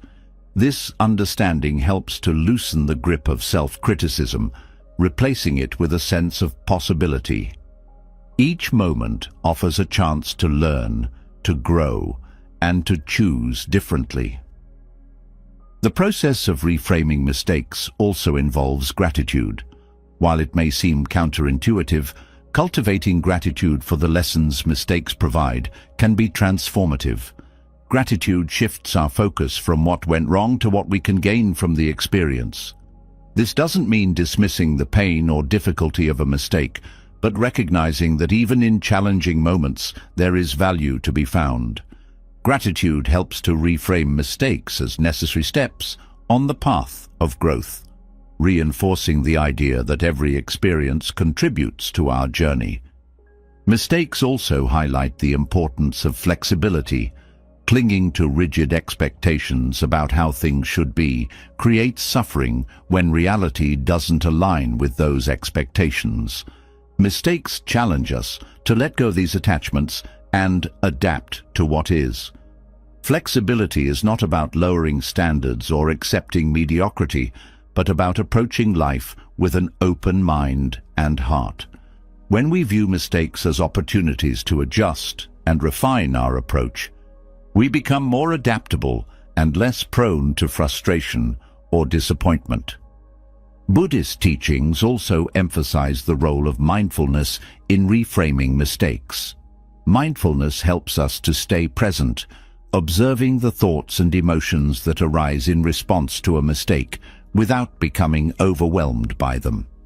This practice creates a sense of spaciousness, allowing us to reflect with clarity rather than reactivity.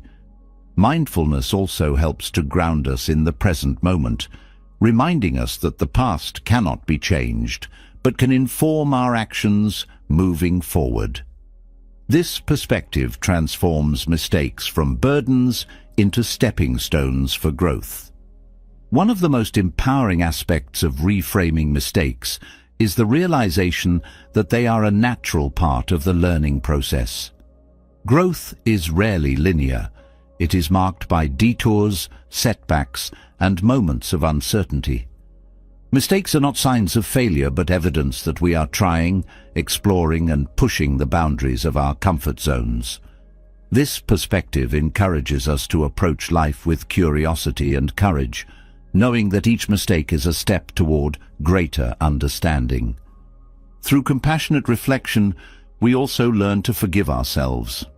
Forgiveness is not about excusing harm, but about releasing the weight of self-blame. When we view mistakes as teachers, the need for punishment fades, replaced by a desire to learn and grow.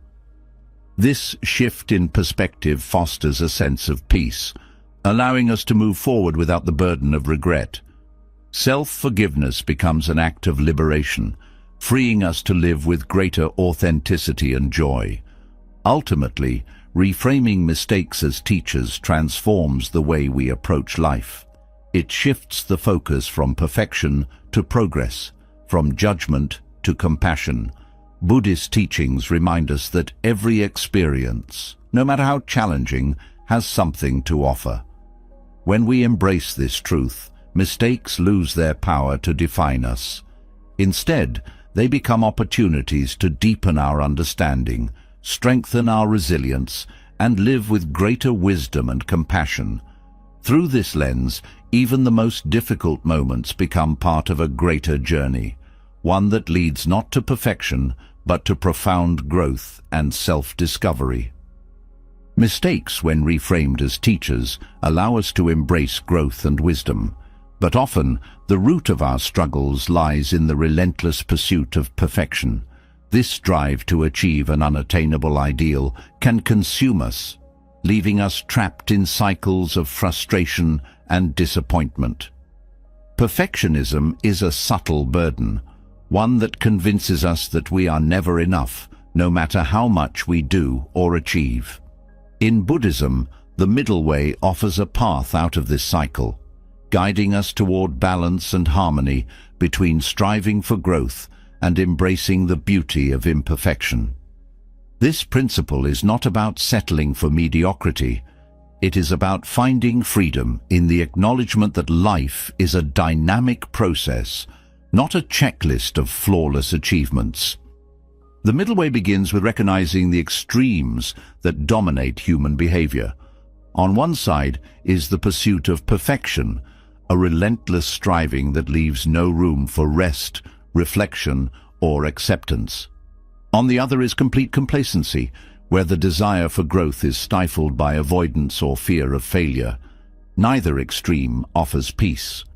The middle way invites us to walk the line between these poles, finding balance by honoring both our aspirations and our limitations. This approach fosters a deeper connection to life as it is, rather than as we believe it should be. Perfectionism often stems from a desire to control outcomes. We think that if we work hard enough or meet certain standards, we can prevent mistakes, avoid criticism, or secure approval.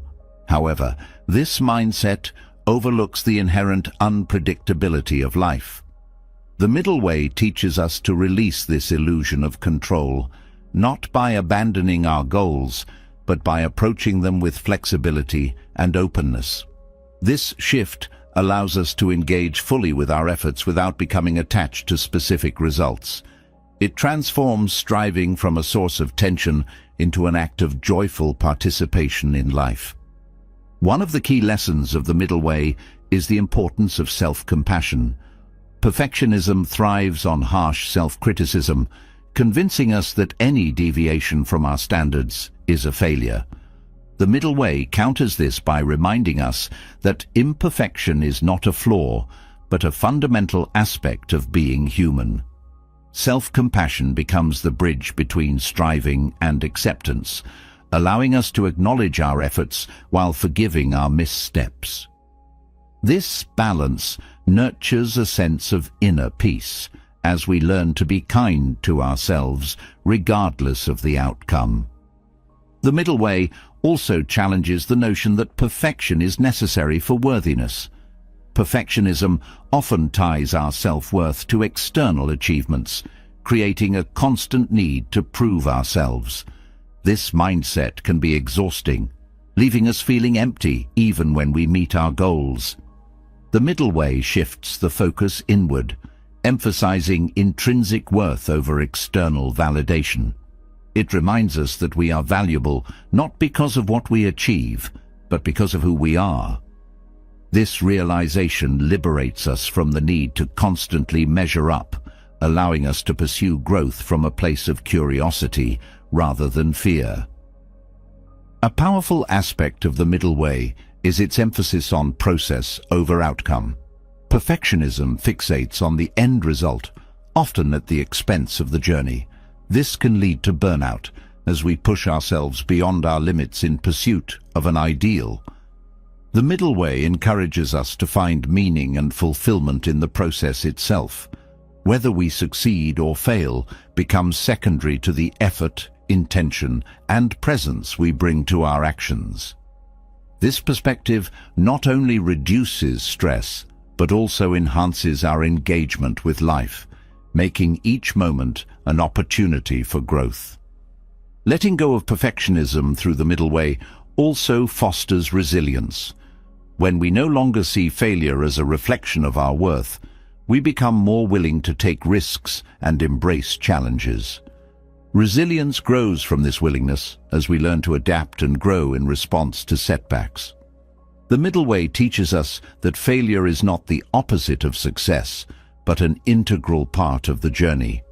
This understanding allows us to face difficulties with courage and grace, knowing that each experience contributes to our growth. Another profound teaching of the middle way is its focus on balance.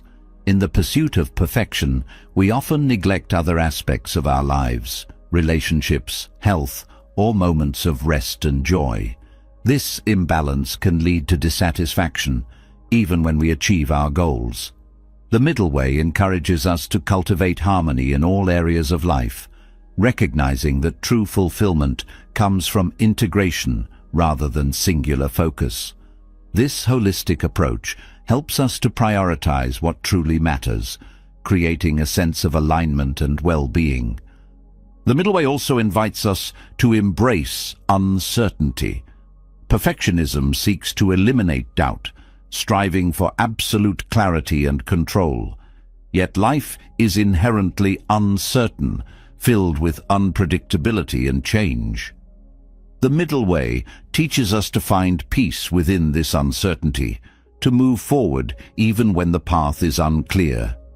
This openness allows us to engage with life as it unfolds, rather than being paralyzed by fear or rigidity. It is a practice of trust, both in ourselves and in the process of life. Compassionate reflection plays a vital role in letting go of perfectionism. When we take the time to examine our motives and actions, we begin to see where perfectionism has taken root. This awareness is not about judgment, but about understanding. Through reflection, we can identify the fears and beliefs that drive our perfectionism and begin to challenge them. The middle way offers a framework for this exploration, guiding us toward a more balanced and compassionate approach to ourselves and our goals. The practice of mindfulness is deeply intertwined with the middle way. Mindfulness helps us to stay present, to observe our thoughts and behaviors without being swept away by them. When perfectionist tendencies arise, mindfulness allows us to recognize them and choose a different response. This awareness creates space for choice, enabling us to act from a place of balance rather than compulsion. Mindfulness also helps us to appreciate the present moment, shifting our focus from what we lack to what we have. Gratitude is another powerful tool in embracing the middle way. Perfectionism often fixates on what is missing, creating a sense of dissatisfaction even in the midst of abundance. Gratitude shifts this perspective, helping us to recognize and appreciate the goodness in our lives. This practice fosters contentment, reducing the need to constantly strive for more. Gratitude does not negate the desire for growth, but grounds it in a sense of sufficiency, creating a foundation of peace and joy. Letting go of perfectionism also involves redefining success. In a perfectionist mindset, success is often narrowly defined by external achievements or specific outcomes. The middle way broadens this definition, framing success as the ability to live with integrity, presence, and compassion. This redefinition empowers us to find meaning and fulfillment in our daily lives, regardless of whether we meet traditional markers of success. It reminds us that true success is not about being flawless, but about being authentic. The middle way teaches us to celebrate progress rather than perfection. Every step forward, no matter how small, is an achievement worth acknowledging. This perspective encourages us to focus on our efforts rather than fixating on what remains undone. By celebrating progress, we cultivate a sense of motivation and joy, making the journey itself more rewarding. This shift in focus also helps to sustain our efforts, as we learn to find satisfaction in the process rather than waiting for a perfect outcome. Ultimately, the middle way offers a path to freedom. It releases us from the constraints of perfectionism, allowing us to live with greater ease and authenticity. This freedom is not about abandoning our aspirations, but about approaching them with balance and compassion. It is about recognizing that life is not a test to be passed, but a journey to be experienced. Through the middle way, we learn to embrace our imperfections, to honor our efforts, and to find peace in the dynamic flow of life. In doing so, we discover a deeper sense of fulfillment, one that is rooted not in perfection, but in the richness of being human. Embracing the middle way teaches us to let go of perfectionism, allowing space for balance, compassion, and growth. But balance is not passive. It requires conscious direction, a compass that guides our actions and choices with purpose. This is where intention becomes transformative. The power of intention is not just in the actions it inspires, but in the clarity and alignment it creates. Setting wholesome intentions, as taught in Buddhist philosophy through Samma Sankappa, shifts the focus from dwelling on past mistakes to cultivating meaningful growth. It is a practice of looking forward with mindfulness and purpose, paving a path of healing and transformation. Intentions are different from goals. While goals focus on outcomes, intentions direct the energy and values behind your actions. They are not bound by external results, but are deeply rooted in your inner landscape. Mistakes often lead to fixation on what went wrong, trapping you in a cycle of regret. Intention breaks this cycle by redirecting your focus toward what you can do differently. Instead of asking, "How could I have failed?" the question becomes, "What values and principles will guide my actions now?" This shift fosters self-forgiveness by anchoring you in the present and empowering you to create a better future. Samasankappa, or right intention, is one of the elements of the Noble Eightfold Path. It emphasizes cultivating intentions that align with kindness, compassion, and wisdom. This principle challenges the reactive patterns that arise from guilt and fear, replacing them with proactive, wholesome intentions. When reflecting on a mistake, the focus is not on punishment or self-blame, but on understanding what intentions led to the action and how they can be refined. This approach creates a sense of accountability without the weight of judgment, making space for growth and learning. One of the transformative aspects of intention is its ability to clarify your priorities. Mistakes often cloud your perspective, making it difficult to see the bigger picture. Setting intentions helps to cut through this confusion, bringing your values into focus. For example, if a mistake stemmed from acting out of impatience, a wholesome intention might be to cultivate patience and mindfulness. This clarity not only prevents future harm, but also reinforces your commitment to living in alignment with your highest values. It is a process of refining your actions to reflect the person you aspire to be. The act of setting intentions also fosters resilience. Mistakes can feel overwhelming, as though they define you or limit your potential. Intention reminds you that growth is always possible, no matter how challenging the circumstances. Each intention you set becomes a step forward, a way of reclaiming agency over your life. This resilience is not about denying the impact of your mistakes, but about choosing to respond to them with purpose and determination. It is a quiet strength that allows you to move forward with grace. Intentions also create a sense of continuity between your past, present, and future. While mistakes may feel like ruptures, intentions weave them into the larger narrative of your growth. By reflecting on what a mistake can teach you and setting an intention based on that lesson, you transform it into a meaningful part of your journey. This continuity dissolves the fragmentation caused by regret, helping you see that even the most difficult experiences can contribute to your evolution. The practice of setting intentions also deepens your connection to mindfulness. Intention is not a one-time act, but an ongoing practice that requires presence and awareness. Each day offers opportunities to renew your intentions, to realign your actions with your values. This mindfulness ensures that your intentions remain active and relevant, rather than becoming empty declarations. It is a way of living with intention, where every choice is an opportunity to embody the principles you hold dear. Compassion plays a central role in intention.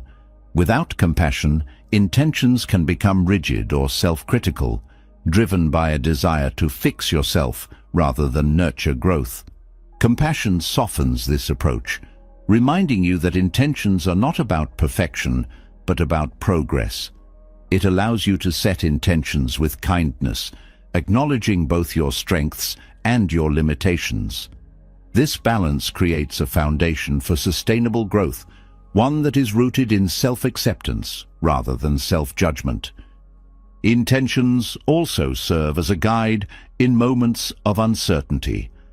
Mistakes often leave you feeling unsure of how to move forward, caught between the desire to make amends and the fear of repeating the same errors. Setting intentions provides a clear path, a way of navigating the uncertainty with confidence. For example, if a mistake caused harm to someone else, an intention to act with greater empathy and awareness can guide your efforts to repair the relationship. This clarity reduces the anxiety of uncertainty, replacing it with a sense of purpose. Another powerful aspect of intention is its ability to transform your mindset. When you focus on intentions rather than outcomes, you shift from a results-oriented perspective to a process-oriented one. This shift reduces the pressure to achieve specific results and allows you to find meaning in the effort itself. It is a practice of valuing the journey over the destination, recognizing that growth and learning are ongoing processes.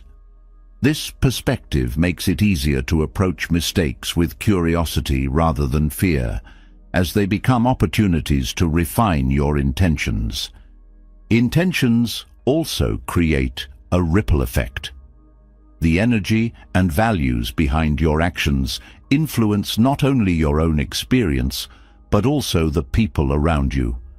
When your intentions are rooted in kindness and compassion, they inspire similar qualities in others. This interconnectedness reinforces the importance of setting wholesome intentions, as the impact of your actions extends beyond yourself. It is a reminder that your growth contributes to the well-being of the larger community, creating a cycle of positive influence. Gratitude can enhance the practice of intention. Reflecting on what you are grateful for helps to ground your intentions in a sense of abundance rather than lack. For example, instead of setting an intention to fix something about yourself, you might focus on cultivating a quality you already appreciate, such as patience or creativity. Gratitude shifts the focus from what is missing to what is present, creating a more positive and empowering foundation for your intentions. This practice reinforces the idea that growth is not about becoming someone else, but about becoming more fully yourself. The power of intention also lies in its adaptability. Life is dynamic, and circumstances often change in ways you cannot predict. Intentions provide a flexible framework that allows you to respond to these changes without losing sight of your values. For example, if an intention to practice mindfulness is disrupted by unexpected challenges, you can adapt by finding small moments of mindfulness within the chaos. This adaptability ensures that your intentions remain relevant and effective, regardless of external circumstances. Ultimately, setting intentions fosters a sense of hope. Mistakes can sometimes feel like dead ends, but intentions remind you that every moment is an opportunity to begin again. This hope is not based on denial or wishful thinking, but on the understanding that growth is always possible. Each intention you set becomes a step toward a more compassionate, purposeful, and fulfilling life. It is a practice of choosing to move forward, even when the path is uncertain, guided by the light of your values. Through the practice of setting wholesome intentions, you learn to view mistakes not as failures, but as stepping stones on the path of growth. Each intention becomes a declaration of your commitment to live with integrity and purpose. It is a practice that transforms self-forgiveness from an abstract concept into a lived experience, one that unfolds with each choice you make. In this way, intentions become not just a tool for growth, but a way of being, an embodiment of the wisdom, compassion, and resilience that define your journey. Setting intentions invites purpose into every action, transforming the way you approach mistakes and see growth as a journey. Yet, the path forward often requires another profound shift, embracing the truth that nothing in life remains the same. The concept of impermanence, or anicca, in Buddhist teachings, offers the wisdom needed to understand that every mistake, no matter how heavy it feels in the moment, is temporary. This perspective changes everything. It liberates you from the grip of regret, allowing you to experience life with a sense of flow rather than resistance. By accepting impermanence, you step into a reality where mistakes are fleeting moments, not permanent labels. The power of impermanence lies in its universality. Everything you experience, whether joy, pain, success, or failure, is subject to change.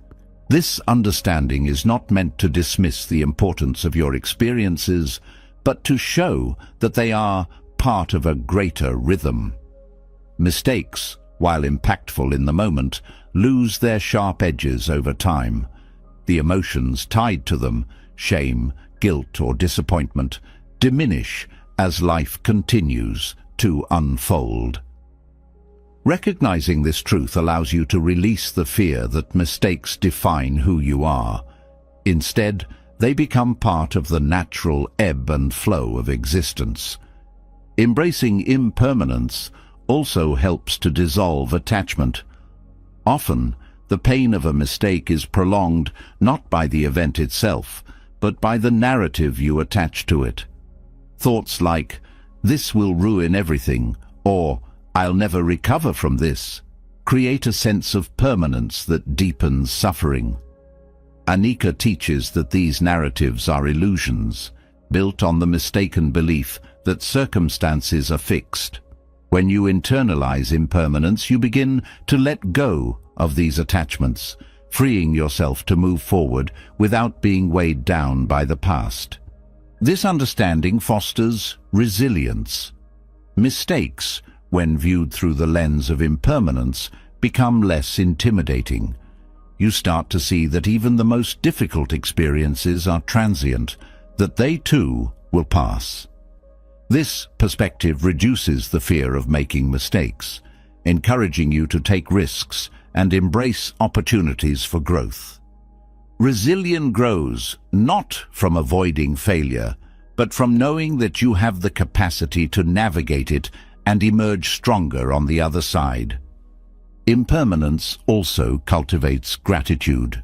When you accept that nothing lasts forever, you begin to appreciate the fleeting nature of each moment. Even mistakes, painful as they may be, hold value when seen through this lens. They remind you of your humanity, your capacity to learn, and the ever-present opportunity to begin again. Gratitude transforms mistakes from burdens into gifts, shifting your focus from regret to appreciation for the lessons they bring. The practice of mindfulness plays a critical role in embracing impermanence. By staying present, you learn to observe the changing nature of your thoughts and emotions. This awareness reveals that the intensity of a mistake's impact is temporary. The sharp sting of regret fades, replaced by new experiences and perspectives. Mindfulness helps you to witness this process without clinging to the past or fearing the future. It anchors you in the here and now, where growth and healing are always possible.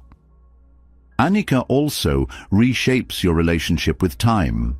Mistakes often feel overwhelming because they create a sense of urgency, as though you must fix everything immediately. Impermanence reminds you that time is a flowing river, not a stagnant pool.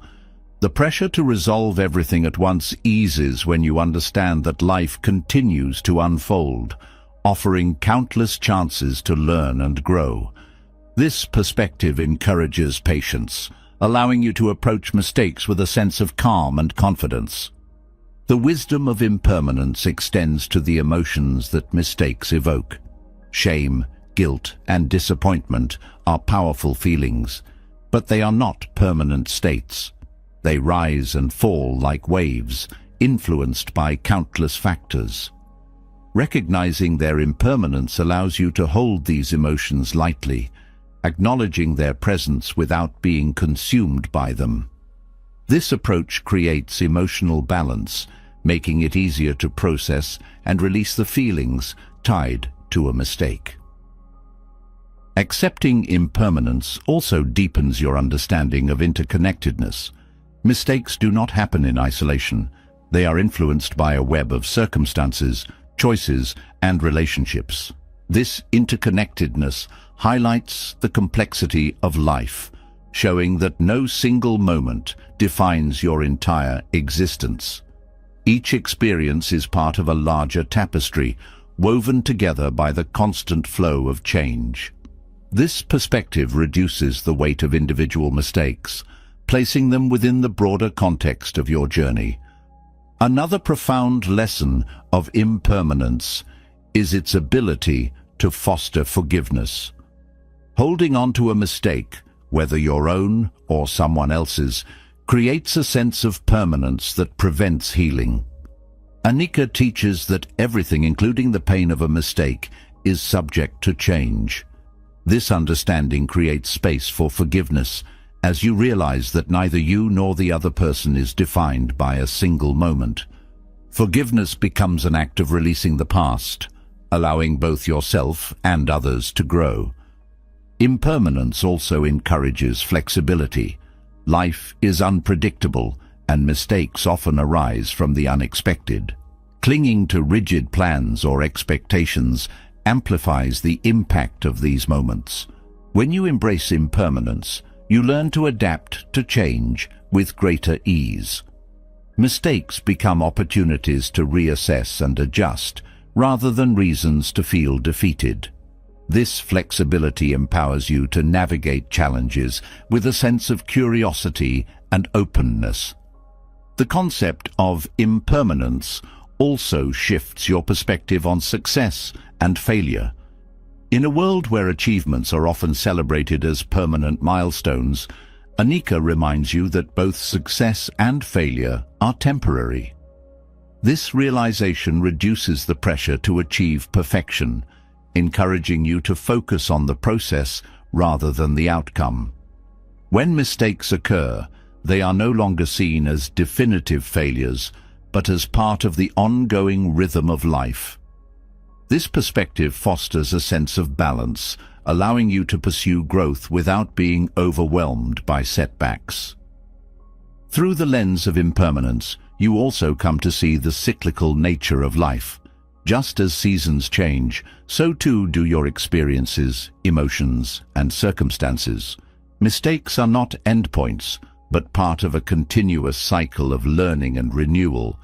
This cyclical view encourages you to embrace the flow of life, trusting that each moment, no matter how difficult, contributes to your growth. It is a reminder that every ending carries the seed of a new beginning. Impermanence also invites you to live with greater presence. When you accept that everything is fleeting, you begin to value each moment for what it is, rather than what it could have been. This presence allows you to engage fully with life, even in the face of mistakes. Instead of dwelling on what went wrong, you focus on what can be learned and how you can move forward. This approach transforms mistakes from sources of regret into opportunities for mindfulness and growth. The practice of embracing impermanence also cultivates humility. Mistakes often feel significant because they challenge the ego, which clings to a fixed sense of identity. Anika dissolves this attachment, showing that identity is fluid and ever-changing. This humility fosters self-compassion, as you come to see that mistakes are not reflections of your worth, but natural parts of your evolution. It also deepens your connection to others, as you recognize that everyone is navigating the same impermanent reality. Ultimately, impermanence offers a path to freedom. It releases you from the weight of past mistakes, the fear of future ones, and the illusion of permanence that underlies so much suffering.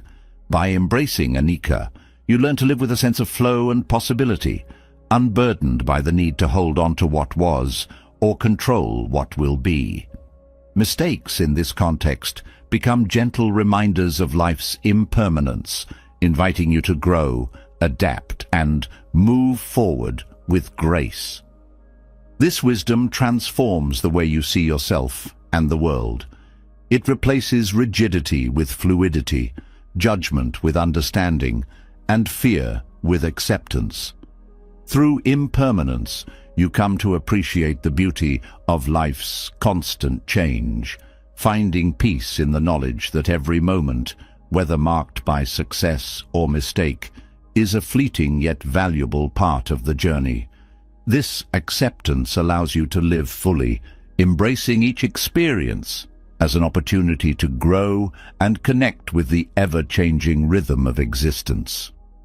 Accepting impermanence brings freedom from the weight of mistakes, helping you see them as fleeting moments rather than permanent scars. Yet, even with this perspective, the internal dialogue that follows mistakes can often trap you in cycles of shame. These inner narratives, fueled by harsh self-criticism, can linger long after the mistake itself has faded. To truly release the burden of guilt, you must learn to transform the way you speak to yourself. This is where the Buddhist principle of right speech, or samavaka, offers profound guidance. Practicing truthful, kind, and compassionate self-talk is not just a way to heal, it is a way to cultivate deep self-acceptance and shift your relationship with yourself entirely. Words have power, even those that are never spoken aloud. The inner voice that narrates your life shapes your emotions, decisions, and sense of self. When mistakes occur, this voice can become your harshest critic, replaying moments of failure with sharp judgment and unforgiving commentary. Right speech teaches that the words you use, whether directed outwardly to others or inwardly to yourself, should be truthful, kind, and uplifting. This approach doesn't ignore mistakes but reframes how you address them, replacing the sting of shame with the balm of understanding. Shame thrives in an environment of harshness and distortion. When you tell yourself stories like, "I'll never be good enough," or "This mistake defines me," you create a narrative rooted in falsehood. Right speech calls for honesty, but honesty without cruelty. A truthful inner dialogue acknowledges the mistake, but does so with clarity and balance. Instead of saying, "I always fail," you might say, "I made a mistake, but it doesn't define who I am." This shift in language interrupts the cycle of shame, offering a path toward self-compassion. Kindness is another cornerstone of right speech. The way you speak to yourself in moments of difficulty reflects the relationship you have with yourself. When mistakes happen, it is tempting to lash out internally, believing that harshness will motivate change. But this approach often backfires, deepening the wounds of shame rather than encouraging growth. Kind self-talk, on the other hand, nurtures a safe space within you, a space where mistakes can be acknowledged without fear and lessons can be learned without judgment. It is in this space that healing begins. The practice of right speech also emphasizes mindfulness. Before speaking, whether to others or to yourself, you are encouraged to pause and consider the impact of your words. This mindfulness applies to self-talk as well. When critical thoughts arise, take a moment to question their validity. Are these words helpful? Are they rooted in truth? Are they kind? This pause disrupts the automatic patterns of negative self-talk, creating an opportunity to choose words that align with compassion and understanding. Practicing right speech internally also helps to dismantle perfectionism. The language of perfectionism is often absolute and unforgiving. Words like always, never, and should dominate the narrative. These words leave no room for nuance or growth, turning every mistake into a personal failure. Right speech replaces this rigidity with flexibility, using language that reflects the dynamic nature of life. Instead of, "I should have known better," you might say, "I did the best I could with what I knew at the time." This shift in language creates space for self-forgiveness and acceptance. Another powerful aspect of right speech is its ability to foster self-awareness. The words you use internally often reflect deeper beliefs about yourself. By paying attention to your self-talk, you can begin to uncover these beliefs and challenge the ones that no longer serve you. For example, if you catch yourself thinking, "I'm not worthy of forgiveness," you can examine where this belief comes from and replace it with a more compassionate truth. This process of self-inquiry transforms negative self-talk into an opportunity for growth and healing. Right speech also cultivates gratitude. Harsh self-talk often focuses on what went wrong, amplifying the negative aspects of a mistake. Kind and truthful self-talk, however, can shift the focus toward what was learned or what remains valuable in the situation. For instance, instead of fixating on the mistake itself, you might reflect on the effort you made or the lessons gained. This practice of gratitude not only reduces shame, but also strengthens your resilience, helping you approach future challenges with a more balanced perspective. The ripple effects of right speech extend beyond self-talk. The way you speak to yourself influences the way you interact with others. When your inner dialogue is kind and compassionate, it becomes easier to extend that same kindness outward. This shift creates a sense of harmony in your relationships, reducing conflict and fostering deeper connections. It also serves as a reminder that self-forgiveness and self-acceptance are not just personal acts, but contributions to the well-being of the people around you. Right speech also teaches the importance of letting go. Words, once spoken, can linger in your mind, shaping how you see yourself and the world. Clinging to harsh or unkind words only perpetuates shame and guilt. Practicing right speech encourages you to let go of these words and replace them with ones that uplift and empower. This letting go is an act of liberation, freeing you from the weight of self-judgment and opening the door to self-compassion. The practice of right speech is deeply tied to the concept of intention. When you choose your words mindfully, you align your actions with your values. This alignment creates a sense of integrity, which is essential for self-acceptance. When reflecting on a mistake, ask yourself, what intention do I want to bring to this moment? This question helps you to focus on growth and healing rather than punishment or blame. It transforms the narrative from "I failed" to "I am learning." One of the most transformative aspects of right speech is its ability to create a sense of safety within yourself. Shame often arises from fear, the fear of judgment, rejection, or inadequacy. When your inner dialogue is harsh, it reinforces this fear, creating an internal environment of hostility. Right speech replaces this hostility with kindness, creating a safe space where you can process mistakes without the added burden of self-criticism.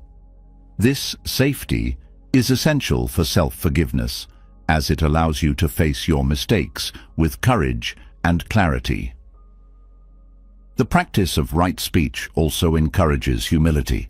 Harsh self-talk often stems from an unrealistic expectation of perfection, while kind and truthful self-talk acknowledges the reality of imperfection. This humility is not about diminishing yourself, but about embracing your humanity. It reminds you that making mistakes is part of life, not a reflection of your worth. This perspective fosters a sense of connection with others, as you realize that everyone faces challenges and missteps. Through the lens of right speech, self-forgiveness becomes an ongoing practice rather than a one-time event. Each moment offers an opportunity to choose words that align with compassion and truth. Over time, this practice reshapes the way you see yourself, replacing the narrative of shame with one of acceptance and growth. It is a process of rewriting the stories you tell yourself, creating a new narrative that reflects your resilience, wisdom, and inherent worth. The impact of right speech is profound. It changes not only the way you relate to your mistakes, but also the way you relate to yourself. By practicing truthful and kind self-talk, you create a foundation of self-acceptance that supports every aspect of your life. Mistakes no longer feel like permanent stains, but like moments of learning and transformation. This shift allows you to move forward with a sense of freedom and possibility, knowing that your worth is not defined by your past, but by the kindness and intention you bring to each moment. The power of kind and truthful self-talk reshapes how you view mistakes, fostering self-acceptance and freeing you from the burden of shame. But within this transformation lies another profound opportunity: the ability to cultivate gratitude for the lessons embedded within those mistakes. Gratitude doesn't require denial of the pain or regret that often accompanies missteps. Instead, it asks you to look deeper, to uncover the hidden gifts of growth and self-discovery that every mistake offers. This practice shifts your perspective, transforming what might initially seem like failure into a meaningful part of your journey. Gratitude for mistakes begins with a willingness to see beyond the surface. When a mistake happens, the immediate response is often one of frustration or disappointment. These emotions, while natural, can obscure the deeper lessons available to you. Gratitude requires stepping back and asking questions that open new pathways of understanding. What did this experience teach you about your choices? How did it reveal areas where growth was needed? These reflections invite clarity, helping you move from a place of regret to one of appreciation for what the mistake has revealed.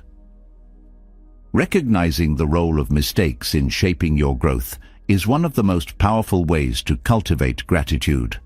Mistakes often act as mirrors, reflecting aspects of yourself or your behavior that need attention.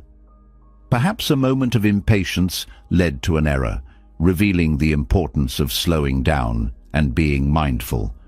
Or maybe a decision made in haste highlighted the need for deeper consideration in the future. Gratitude transforms these realizations from painful reminders into valuable insights, guiding your evolution toward a more thoughtful and intentional way of being. Another way to embrace gratitude for mistakes is by acknowledging their role in teaching resilience. Life's challenges are rarely linear, and mistakes often mark the twists and turns that force you to adapt and grow stronger. Each time you recover from a mistake, you build your capacity to face adversity with courage and grace. Gratitude allows you to honor this resilience, recognizing that the strength you've cultivated would not have been possible without the challenges you've faced. This perspective reframes mistakes not as setbacks, but as stepping stones on the path to greater self-mastery. Mistakes also foster empathy, both for yourself and others. When you reflect on your own missteps with gratitude, you begin to understand that imperfection is a shared human experience. This realization softens judgment, both of yourself and those around you. Gratitude for the lessons in mistakes helps you see that everyone is navigating their own challenges, often learning through trial and error. This shift in perspective deepens your connection to others, creating space for compassion and understanding. It's a reminder that mistakes are not isolating events, but opportunities to build bridges of empathy. Gratitude also opens the door to humility. Mistakes remind you of your limitations, breaking down the illusion of control or perfection. This humility is not about diminishing yourself, but about embracing your humanity. Gratitude allows you to see this humility as a gift, one that keeps you grounded and connected to what truly matters. By accepting mistakes with grace, you learn to release the need for constant approval or validation, finding strength in the authenticity of your imperfections. The practice of gratitude for mistakes also aligns with the concept of impermanence. Every mistake, no matter how significant it feels in the moment, eventually fades into the larger tapestry of your life. Gratitude helps you recognize this impermanence, allowing you to let go of the lingering weight of regret. Instead of clinging to what went wrong, you focus on the lessons that can carry you forward. This perspective creates a sense of freedom, as you realize that mistakes do not define you, but shape the person you are becoming. Gratitude shifts your focus from scarcity to abundance. Mistakes often feel like losses of time, opportunity, or trust. But when viewed through the lens of gratitude, they reveal the richness of what they've added to your life. Perhaps a mistake taught you patience, strengthened a relationship, or uncovered a hidden strength you didn't know you had. By appreciating these gains, you begin to see that even the most difficult experiences can leave you with something valuable. This mindset transforms mistakes from sources of frustration into catalysts for growth. Cultivating gratitude for mistakes also enhances your self-awareness. Each mistake holds a lesson, but these lessons are only accessible if you take the time to reflect. Gratitude encourages this reflection, prompting you to examine the choices, emotions, and circumstances that led to the mistake. This process deepens your understanding of yourself, helping you to identify patterns or tendencies that might otherwise go unnoticed. Gratitude turns self-awareness into a tool for empowerment, enabling you to make choices that align more closely with your values and aspirations. The act of expressing gratitude for mistakes can also create a sense of closure. Mistakes often leave behind unresolved feelings of guilt or regret. By acknowledging the lessons they've taught you, you begin to transform these emotions into something constructive. Gratitude provides a way to honor the experience without being trapped by it, allowing you to move forward with a sense of peace. This closure is not about erasing the mistake, but about integrating it into your journey in a way that feels meaningful. Gratitude for mistakes also cultivates creativity. When you view mistakes as opportunities rather than failures, you open yourself to new ways of thinking and problem-solving. Perhaps a mistake forces you to approach a challenge from a different angle or inspires you to explore a path you hadn't considered. Gratitude nurtures this creative mindset, helping you to see mistakes as doorways to innovation rather than barriers to success. This perspective encourages curiosity, inviting you to explore the possibilities that each mistake presents. Mistakes also serve as reminders of your capacity for growth. Each time you learn from a mistake, you expand your understanding and abilities.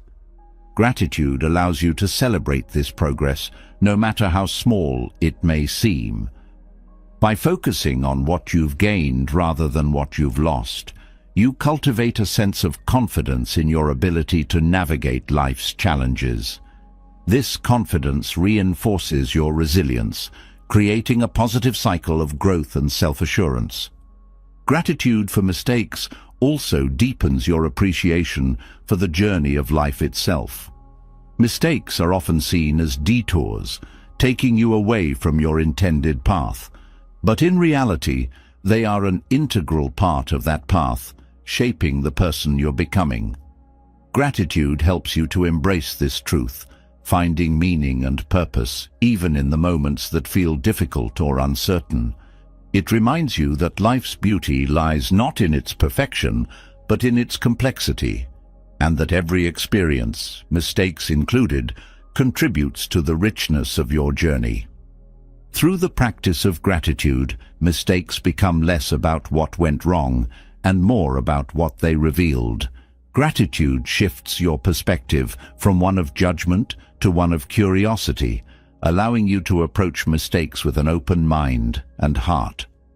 This transformation is not about denying the impact of mistakes, but about honoring their role in your growth. It is a practice of seeing the value in every experience, no matter how unexpected or challenging. Ultimately, gratitude for mistakes is an act of self-love. It requires you to look at yourself with kindness and understanding, to see beyond the surface of your actions and recognize the deeper truth of your humanity. This practice nurtures a sense of inner peace as you learn to accept yourself fully, mistakes and all. Gratitude becomes a bridge between regret and self-forgiveness, allowing you to move forward with a sense of purpose and possibility. In embracing gratitude for mistakes, you rewrite the narrative of your life. Mistakes are no longer burdens to carry, but gifts to cherish, each one contributing to the person you are becoming. This perspective empowers you to live with greater authenticity and resilience, knowing that every experience has something valuable to offer. Gratitude transforms your journey, turning even the most challenging moments into opportunities for growth, connection, and self-discovery. Gratitude for the lessons in mistakes teaches us to see growth in places we once viewed with regret. Yet, even with gratitude, there are times when the heart remains heavy, weighed down by the emotions that linger after a misstep. What bridges the gap between understanding and healing is compassion, an active force that softens judgment, nurtures understanding, and creates the space for genuine self-forgiveness. In Buddhist teachings, compassion, including the often overlooked self-compassion, is the cornerstone of moving past mistakes. It's not just a tool for recovery, but a way to embrace your humanity and find peace in your imperfections. Compassion begins with the ability to truly see yourself without filters of blame or shame. Often, mistakes lead to self-punishment, as though harshness might redeem what has been done. Compassion counters this impulse by asking you to view yourself as you would a dear friend. If someone you cared about made a mistake, your instinct would likely be to offer reassurance and understanding, not criticism. Extending this same kindness to yourself requires practice, but it is one of the most transformative steps you can take toward healing. Self-compassion is not about excusing mistakes or avoiding accountability. It is about creating a safe, emotional environment where accountability can coexist with understanding. When you hold yourself with compassion, you acknowledge what went wrong, while also recognizing that mistakes are part of the human experience. This perspective makes it possible to take responsibility for your actions without falling into the trap of self-condemnation. Compassion reminds you that growth comes from learning, not punishment.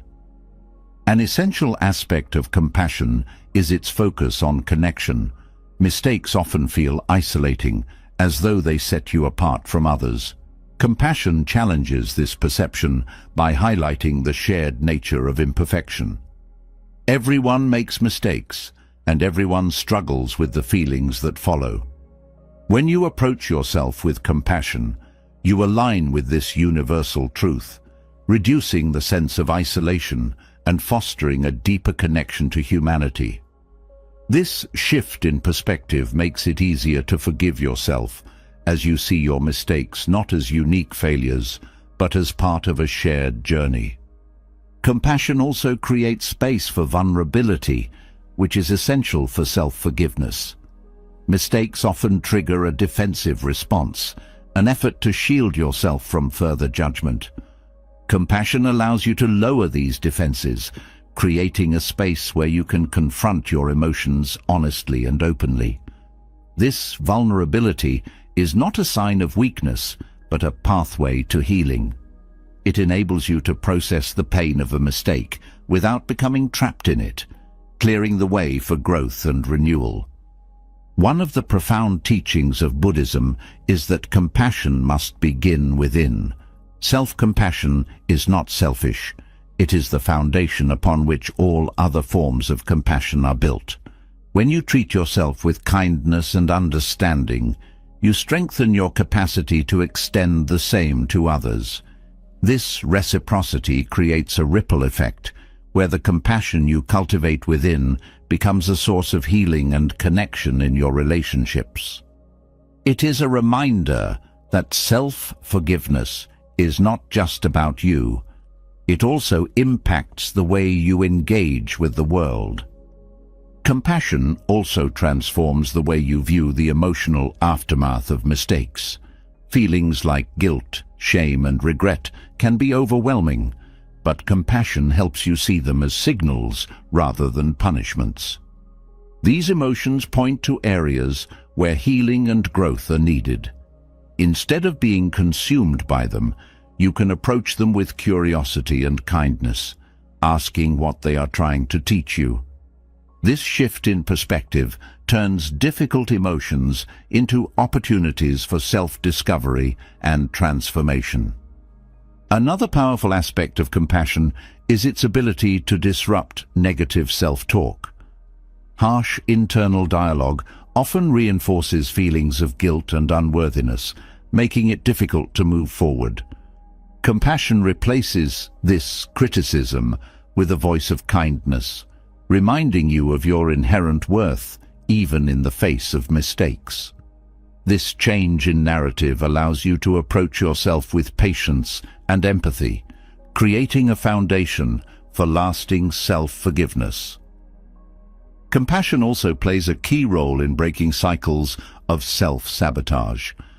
When you hold on to harsh judgments about your mistakes, it becomes easy to fall into patterns of avoidance or self-punishment. Compassion interrupts these patterns by encouraging a more constructive approach. Instead of avoiding responsibility or repeating harmful behaviors, you can use compassion to guide your actions toward healing and growth. It is a way of treating yourself as someone worth caring for, even when things go wrong. In Buddhist teachings, the practice of loving-kindness meditation, or metta, is a profound way to cultivate compassion. This meditation involves directing goodwill and kindness first toward yourself, then toward others, and eventually toward all beings. By including yourself in this circle of compassion, you reinforce the idea that you are just as deserving of forgiveness and understanding as anyone else. This practice helps to dissolve the barriers that harsh self-judgment creates, fostering a sense of inner peace and acceptance. Compassion also teaches you to focus on progress rather than perfection. Mistakes often highlight areas where improvement is needed, but the pursuit of perfection can create unnecessary pressure and stress. Compassion encourages you to celebrate small steps of growth, recognizing that transformation is a gradual process. This perspective reduces the fear of making mistakes, allowing you to approach challenges with courage and curiosity rather than hesitation or dread. Another vital lesson of compassion is its role in fostering emotional resilience. Life is unpredictable and mistakes are inevitable. Compassion equips you with the strength to navigate these moments without being overwhelmed by them. It reminds you that your worth is not defined by your mistakes, but by your ability to learn and grow from them. This resilience enables you to face challenges with confidence, knowing that you have the tools to recover and thrive. Compassion also deepens your ability to forgive others. When you practice self-compassion, you gain a deeper understanding of the struggles and imperfections that everyone faces. This understanding makes it easier to extend forgiveness to those who have hurt you, creating a cycle of healing that benefits everyone involved. Self-forgiveness and the forgiveness of others are deeply interconnected, each reinforcing the other in a way that fosters harmony and peace. At its core, compassion is about creating a sense of safety within yourself. Mistakes often trigger feelings of insecurity or fear, as though they threaten your sense of identity. Compassion counters these fears by offering a stable foundation of kindness and understanding. When you know that you can approach yourself with compassion, even in the face of mistakes, you develop a sense of inner security that is unshaken by external circumstances. This safety allows you to take risks, explore new possibilities, and embrace the full spectrum of human experience. Compassion also teaches the value of patience. Healing from mistakes takes time, and the journey is rarely linear. Compassion helps you to accept this reality, offering patience and grace as you navigate the process of self-forgiveness. It reminds you that growth is not about rushing to a destination, but about honoring the path you are on. This patience creates a sense of calm and steadiness, allowing you to move forward at your own pace. Through compassion, you also come to understand the impermanence of mistakes.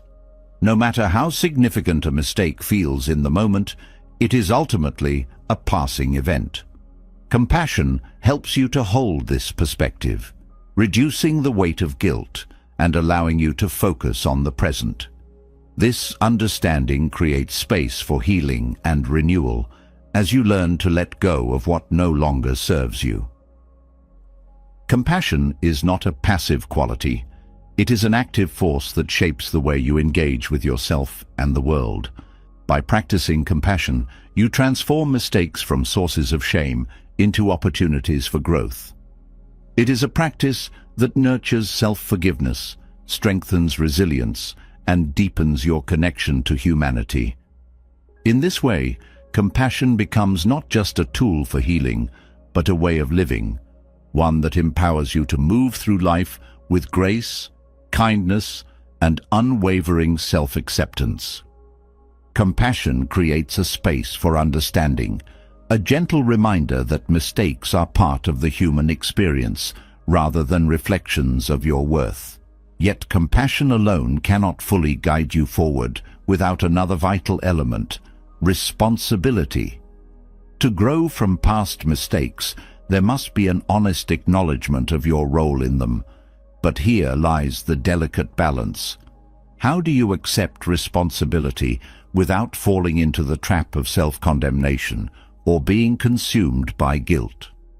This balance is not just about moving forward, but about doing so with clarity and self-respect. Taking responsibility begins with facing the truth of what happened, no matter how uncomfortable it feels. Denying or avoiding your role in a mistake only prolongs the pain and limits the potential for growth. Acknowledging what went wrong is an act of courage that allows you to reclaim your agency. It is not about labeling yourself as flawed or unworthy, but about recognizing the choices that led to the outcome and the lessons they carry. This honesty is the foundation of genuine accountability, free from the distortion of blame or shame. Responsibility is not synonymous with blame. Blame is harsh and narrow, often focused on punishing yourself or others for an outcome. Responsibility, on the other hand, is expansive and rooted in empowerment. It is the recognition that while you may have made a mistake, you also have the ability to learn from it and make different choices moving forward. This perspective shifts the narrative from one of failure to one of possibility, where the focus is on what can be gained rather than what was lost. An essential aspect of accepting responsibility is separating the action from your identity. Mistakes often lead to thoughts like, "I'm a bad person," or "I'll never get it right." These beliefs conflate what you did with who you are, creating a cycle of self-condemnation that is hard to escape. Responsibility invites you to look at the action itself without attaching it to your sense of self-worth. You are not your mistakes. They are simply moments in your journey that hold the potential to teach and transform. Another key to avoiding self-condemnation is recognizing the difference between guilt and shame. Guilt is the acknowledgement that something you did was wrong, while shame is the belief that you are inherently flawed because of it. Guilt, when approached with compassion, can be a constructive emotion that motivates change and reconciliation. Shame, however, is paralyzing and destructive, often preventing growth. Accepting responsibility without self-condemnation requires focusing on guilt as a guide rather than allowing shame to take over. Taking responsibility also means addressing the impact of your actions. Mistakes often affect not only yourself, but others as well. Acknowledging this impact is an important step in repairing relationships and restoring trust. This process requires humility and a willingness to listen to how others have experienced the situation. It is not about justifying or defending your actions, but about being present with their consequences. This level of accountability fosters connection and demonstrates a commitment to growth. At the same time, it is important to avoid the trap of taking on more responsibility than is yours to bear. Mistakes often occur within a web of circumstances influenced by factors beyond your control. Blaming yourself for everything that went wrong ignores this complexity and places an unfair burden on your shoulders. Responsibility involves discerning what is truly yours to own and letting go of what is not. This discernment protects you from excessive guilt and allows you to focus your energy on what you can change. Another powerful aspect of responsibility is its ability to strengthen self-awareness. Mistakes are often rooted in patterns of behavior or thought that go unnoticed until something goes wrong. Accepting responsibility requires examining these patterns with honesty and curiosity. What beliefs or habits contributed to the mistake? How can they be addressed to prevent similar situations in the future? This process of self-reflection turns mistakes into opportunities for deeper understanding, laying the groundwork for meaningful change. Responsibility also fosters resilience. Facing the reality of a mistake can be painful, but it also builds your capacity to navigate challenges. Each time you take responsibility without succumbing to self-condemnation, you strengthen your ability to handle difficulties with grace and confidence. This resilience is not about avoiding mistakes, but about learning how to recover and grow from them. It is a reminder that your worth is not defined by the absence of mistakes, but by how you respond to them. Self-compassion remains a vital companion in the practice of responsibility. Without compassion, the process of taking responsibility can feel harsh and overwhelming. Compassion softens this experience, reminding you that accountability is not about perfection, but about progress. It creates a space where you can face your mistakes with honesty and courage, without the added weight of judgment. This balance of responsibility and compassion allows you to move forward with a sense of dignity and self-respect. Forgiveness also plays a key role in accepting responsibility. When you acknowledge a mistake, it is natural to feel a sense of regret. But holding on to this regret indefinitely prevents healing. Forgiveness allows you to release the emotional weight of the mistake while still honoring the lessons it taught you. This release is not about forgetting or excusing what happened, but about freeing yourself from the grip of guilt. It is an act of self-care that enables you to embrace the present with an open heart. Responsibility also invites you to set intentions for the future.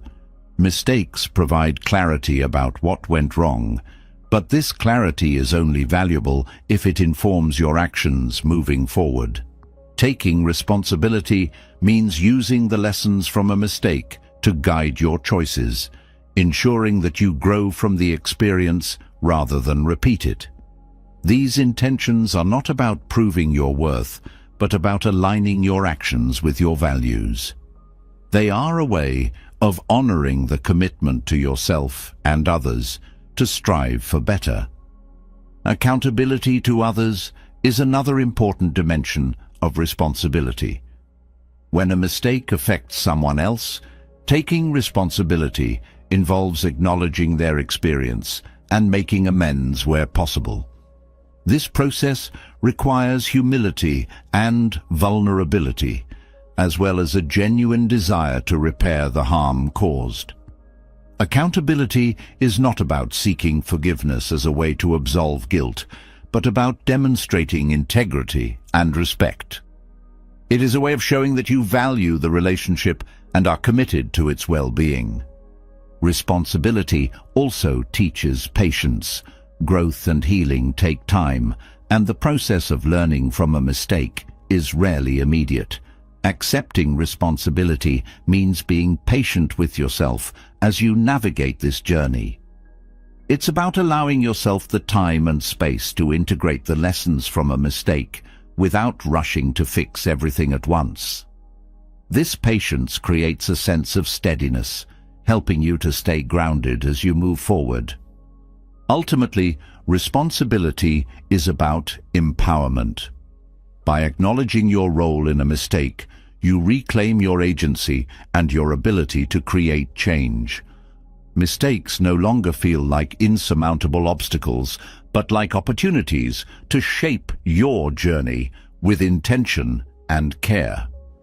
This empowerment transforms the way you view yourself and your life, replacing the weight of guilt with the freedom to grow and evolve. Accepting responsibility without self-condemnation is not an easy practice, but it is a deeply rewarding one. It requires a balance of honesty, humility, compassion, and courage. When approached with care, responsibility becomes a powerful tool for healing, growth, and connection. It is a practice that honors your humanity while empowering you to live with integrity and purpose. In this way, responsibility is not a burden, but a gift. An opportunity to align your actions with your values and to move forward with a sense of clarity and self-respect. Taking responsibility without condemnation empowers you to move forward, unburdened by excessive guilt. Yet, even when accountability is balanced with self-compassion, the weight of past mistakes can linger, tying your identity to a version of yourself that no longer exists. The practice of Buddhist non-attachment offers a profound solution, inviting you to release these ties to the past and embrace the freedom of the present. This is not about forgetting or dismissing the past, but about recognizing that clinging to old identities and stories only prevents growth. Non-attachment becomes a gateway to transformation, where you can honor your journey without being defined by it. Releasing attachment to the past begins with understanding how it shapes your perception of self. Mistakes often create narratives that feel permanent. I am a failure, or I will never change.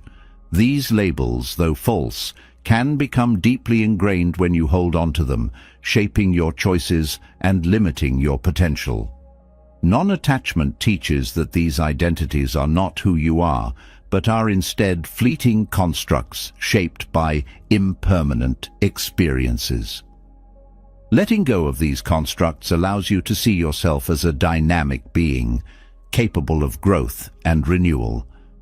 Non-attachment does not mean denying the reality of your past. It is about reframing your relationship with it. Mistakes, when clung to, create a cycle of regret and self-doubt. But when viewed through the lens of non-attachment, they become moments of learning rather than sources of identity. This shift allows you to acknowledge what happened without being trapped by it, opening the door to a present moment unburdened by past definitions. Clinging to the past often stems from a desire for control, a belief that holding on to certain narratives will somehow make sense of the pain.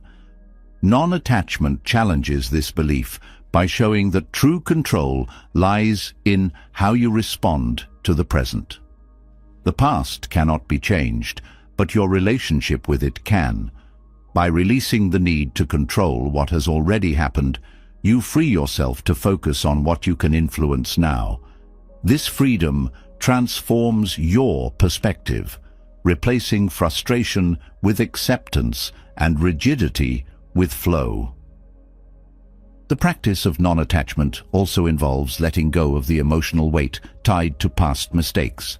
Feelings of guilt, shame, or anger can linger long after the event itself, creating a heavy emotional burden. Non-attachment does not ask you to suppress these emotions, but to recognize their impermanence. Emotions, like all things, rise and fall. By observing them without clinging, you create space for them to move through you, allowing healing to take place naturally. This process helps you release the emotional residue of the past, lightening your inner world.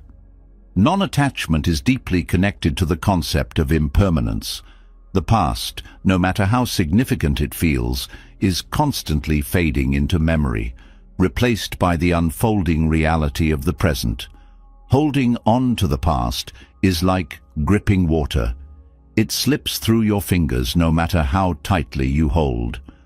Recognizing this impermanence allows you to let go of the futile effort to preserve what is no longer here, redirecting your energy toward living fully in the now. This shift is not about dismissing the past, but about placing it in its rightful context as a stepping stone rather than a prison. Practicing non-attachment also requires confronting the ego. The ego clings to past identities, both positive and negative, as a way of defining itself. It resists change because it fears losing a sense of self. Non-attachment challenges this fear by showing that identity is not fixed, but fluid.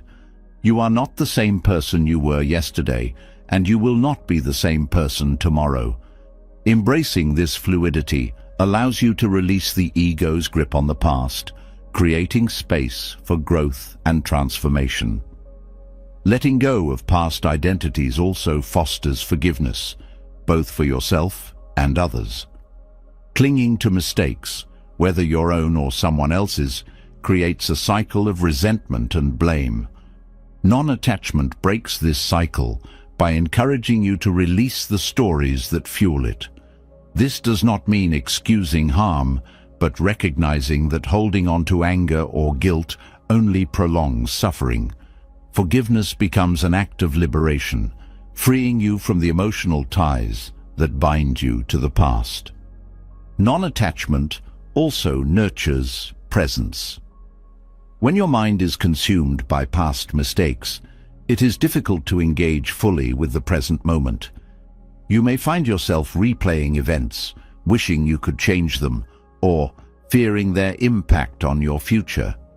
Non-attachment teaches that the present is the only moment you truly have. By releasing your grip on the past, you can bring your full attention to the here and now, where growth and healing are possible. This presence allows you to live more intentionally, guided by the lessons of the past, without being confined by them. The practice of non-attachment also deepens your understanding of interconnectedness. Mistakes often feel isolating, as though they set you apart from others. But when you release attachment to the idea that your mistakes define you, you begin to see that everyone shares the experience of imperfection. This recognition fosters a sense of connection, reminding you that you are not alone in your struggles. It also encourages compassion, both for yourself and for those who may have been affected by your mistakes. Another profound aspect of non-attachment is its ability to cultivate freedom. When you cling to the past, you limit your ability to see new possibilities. The weight of old identities and narratives clouds your vision, making it difficult to embrace change. Non-attachment clears this fog, allowing you to approach life with openness and curiosity. This freedom is not about escaping the past, but about transcending it, finding new ways to grow and thrive. Non-attachment also helps to break cycles of fear. Fear often arises from a belief that past mistakes will repeat themselves, creating anxiety about the future. By letting go of attachment to past outcomes, you reduce the power of this fear. You begin to see each moment as an opportunity to make different choices, guided by the wisdom you have gained. This perspective replaces fear with confidence, empowering you to move forward with clarity and purpose. The journey of non-attachment is not about erasing the past, but about integrating it. Mistakes are not something to be forgotten, but something to be learned from. Non-attachment allows you to take the lessons from the past while leaving behind the weight of regret. This integration creates a sense of wholeness, where every part of your journey is honored without being clung to. It is a way of living that embraces both the beauty and the challenges of life, finding meaning in every moment. Through non-attachment, you also come to understand that healing is not about perfection, but about progress. Letting go of past identities tied to mistakes does not mean you will never struggle with them again. It means that when they arise, you have the tools to release them with kindness and grace. This ongoing practice is a testament to your resilience, a reminder that growth is not a destination, but a continuous process. Ultimately, non-attachment is about reclaiming your power. When you let go of the past, you take back control of your narrative. You are no longer defined by what has happened, but by how you choose to move forward. This empowerment transforms your relationship with yourself and the world, allowing you to live with authenticity and freedom. Non-attachment is not a denial of your journey, but an affirmation of your capacity to rise above it, embracing the infinite possibilities of the present moment. Letting go of the past through non-attachment frees you from the burden of mistakes and regrets. But sometimes, even after releasing old identities, the emotional remnants of guilt and shame linger. These feelings can be stubborn, hiding deep within and influencing your thoughts, actions, and sense of self. To truly heal, it is necessary to address these emotions directly and transform the energy they hold. Meditation becomes an essential tool for this process, offering not only clarity, but also a pathway to release the weight of guilt and shame, allowing you to reconnect with a lighter, more centered version of yourself. Meditation begins by creating a space of stillness where the mind is given permission to rest from its endless cycles of overthinking. Guilt and shame often thrive in this mental noise, fueled by repetitive thoughts and self-criticism. In meditation, you are not asked to ignore these emotions, but to bring them into a space where they can be observed without judgment. This practice shifts your relationship with these feelings, reducing their intensity and allowing you to approach them with curiosity and compassion rather than fear or avoidance. One of the most effective meditation techniques for releasing guilt and shame is mindfulness meditation. In this practice, you bring your full attention to the present moment, focusing on the sensations of your breath or the rhythm of your body. When guilt or shame arises, mindfulness invites you to acknowledge these feelings without pushing them away or holding on to them. You might silently label them, "This is guilt," or "This is shame," as a way of naming and understanding them. This simple act of recognition disrupts the cycle of identification, reminding you that these emotions are temporary visitors rather than permanent aspects of who you are. Compassion meditation, often referred to as metta or loving-kindness meditation, is another powerful practice for emotional healing. This technique involves directing goodwill and warmth toward yourself, especially toward the parts of you that feel burdened by guilt or shame. You can use phrases like, "May I be kind to myself," or "May I forgive myself and find peace." These affirmations, repeated silently or aloud, create a sense of emotional safety, allowing you to soften the harsh inner dialogue that often accompanies guilt and shame. Over time, this practice rewires your inner narrative, replacing self-criticism with self-compassion. Another meditation approach is body awareness, which helps to identify where guilt and shame are stored physically. Emotions often manifest in the body, creating tension in the chest, stomach, or shoulders. In body scan meditation, you direct your awareness to each part of your body, noticing any areas of discomfort or tightness.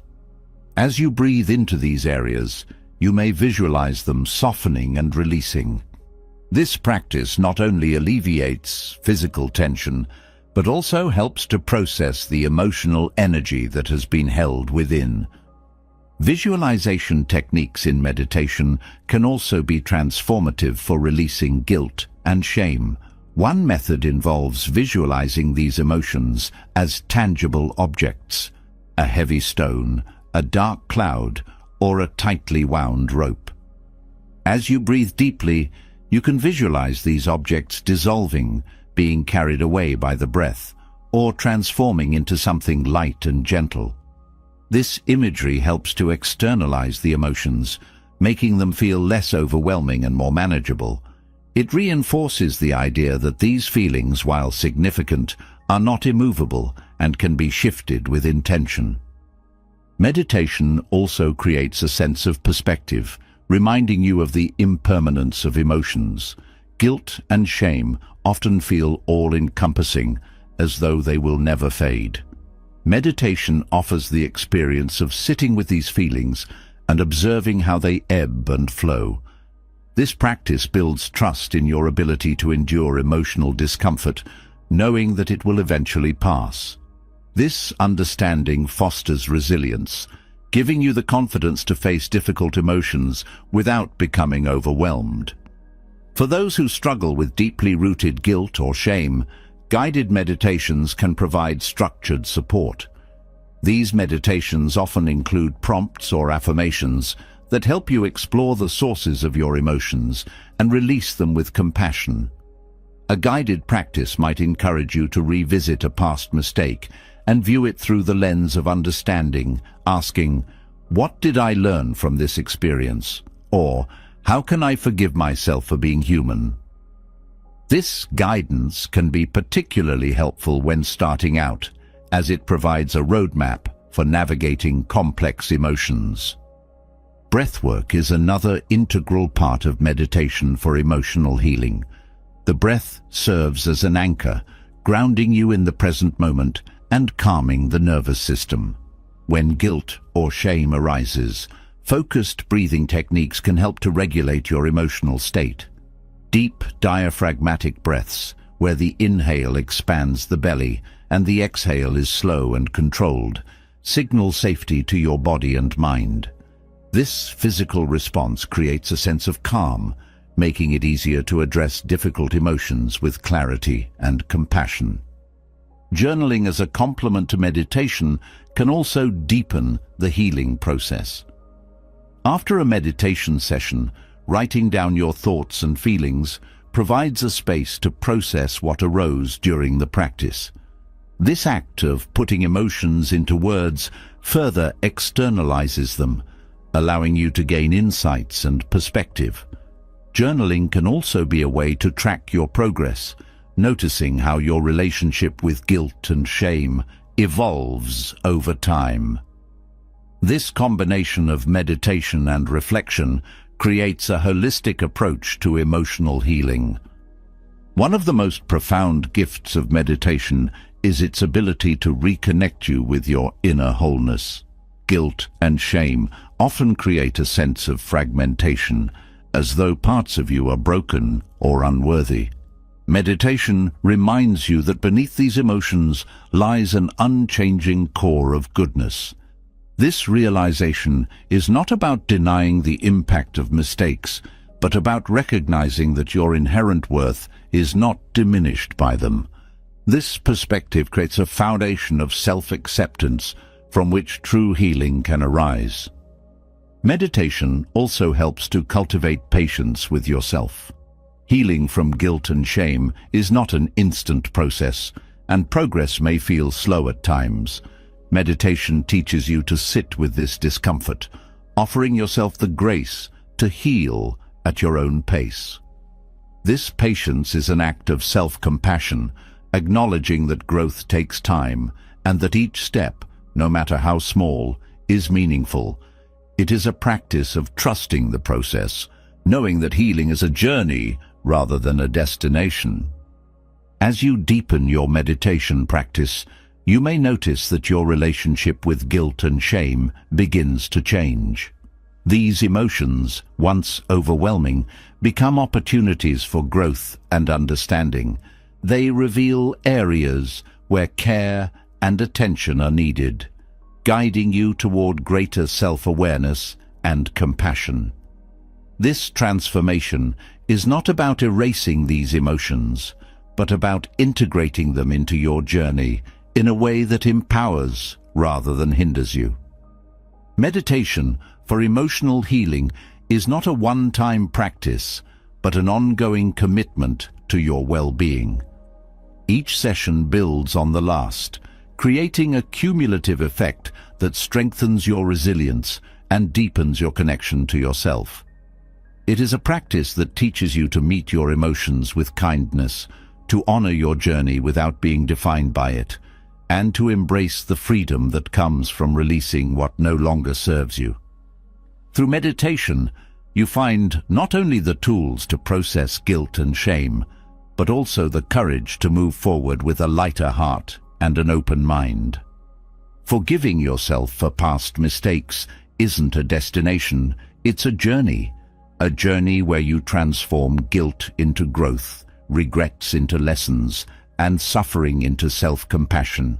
Through the wisdom of Buddhist teachings, we've explored how mistakes are simply part of being human, how suffering can guide us to a deeper understanding, and how practices like mindfulness, loving kindness, and non-attachment can free you from the chains of self-judgment. Remember, you are not your mistakes. You are the strength that learns from them, the compassion that rises beyond them, and the wisdom that carries you forward. This path is not about erasing the past, but embracing it as a teacher. Whether it's reframing regret with acceptance, breaking the cycle of shame, or finding peace in impermanence, every step you take toward self-forgiveness is a step toward freedom. You deserve to feel lighter. You deserve to let go. If this journey resonated with you, share your thoughts in the comments below. What was the most impactful insight for you? Or share how you've started your own process of self-forgiveness. Your words may inspire someone else. Let's build a community of healing and growth together. And if this video brought value to your life, subscribe to the channel and hit the bell icon so you never miss the next step on this journey of inner peace and wisdom. Until next time, take care of your heart and keep moving forward, one moment, one breath, and one act of self-kindness at a time.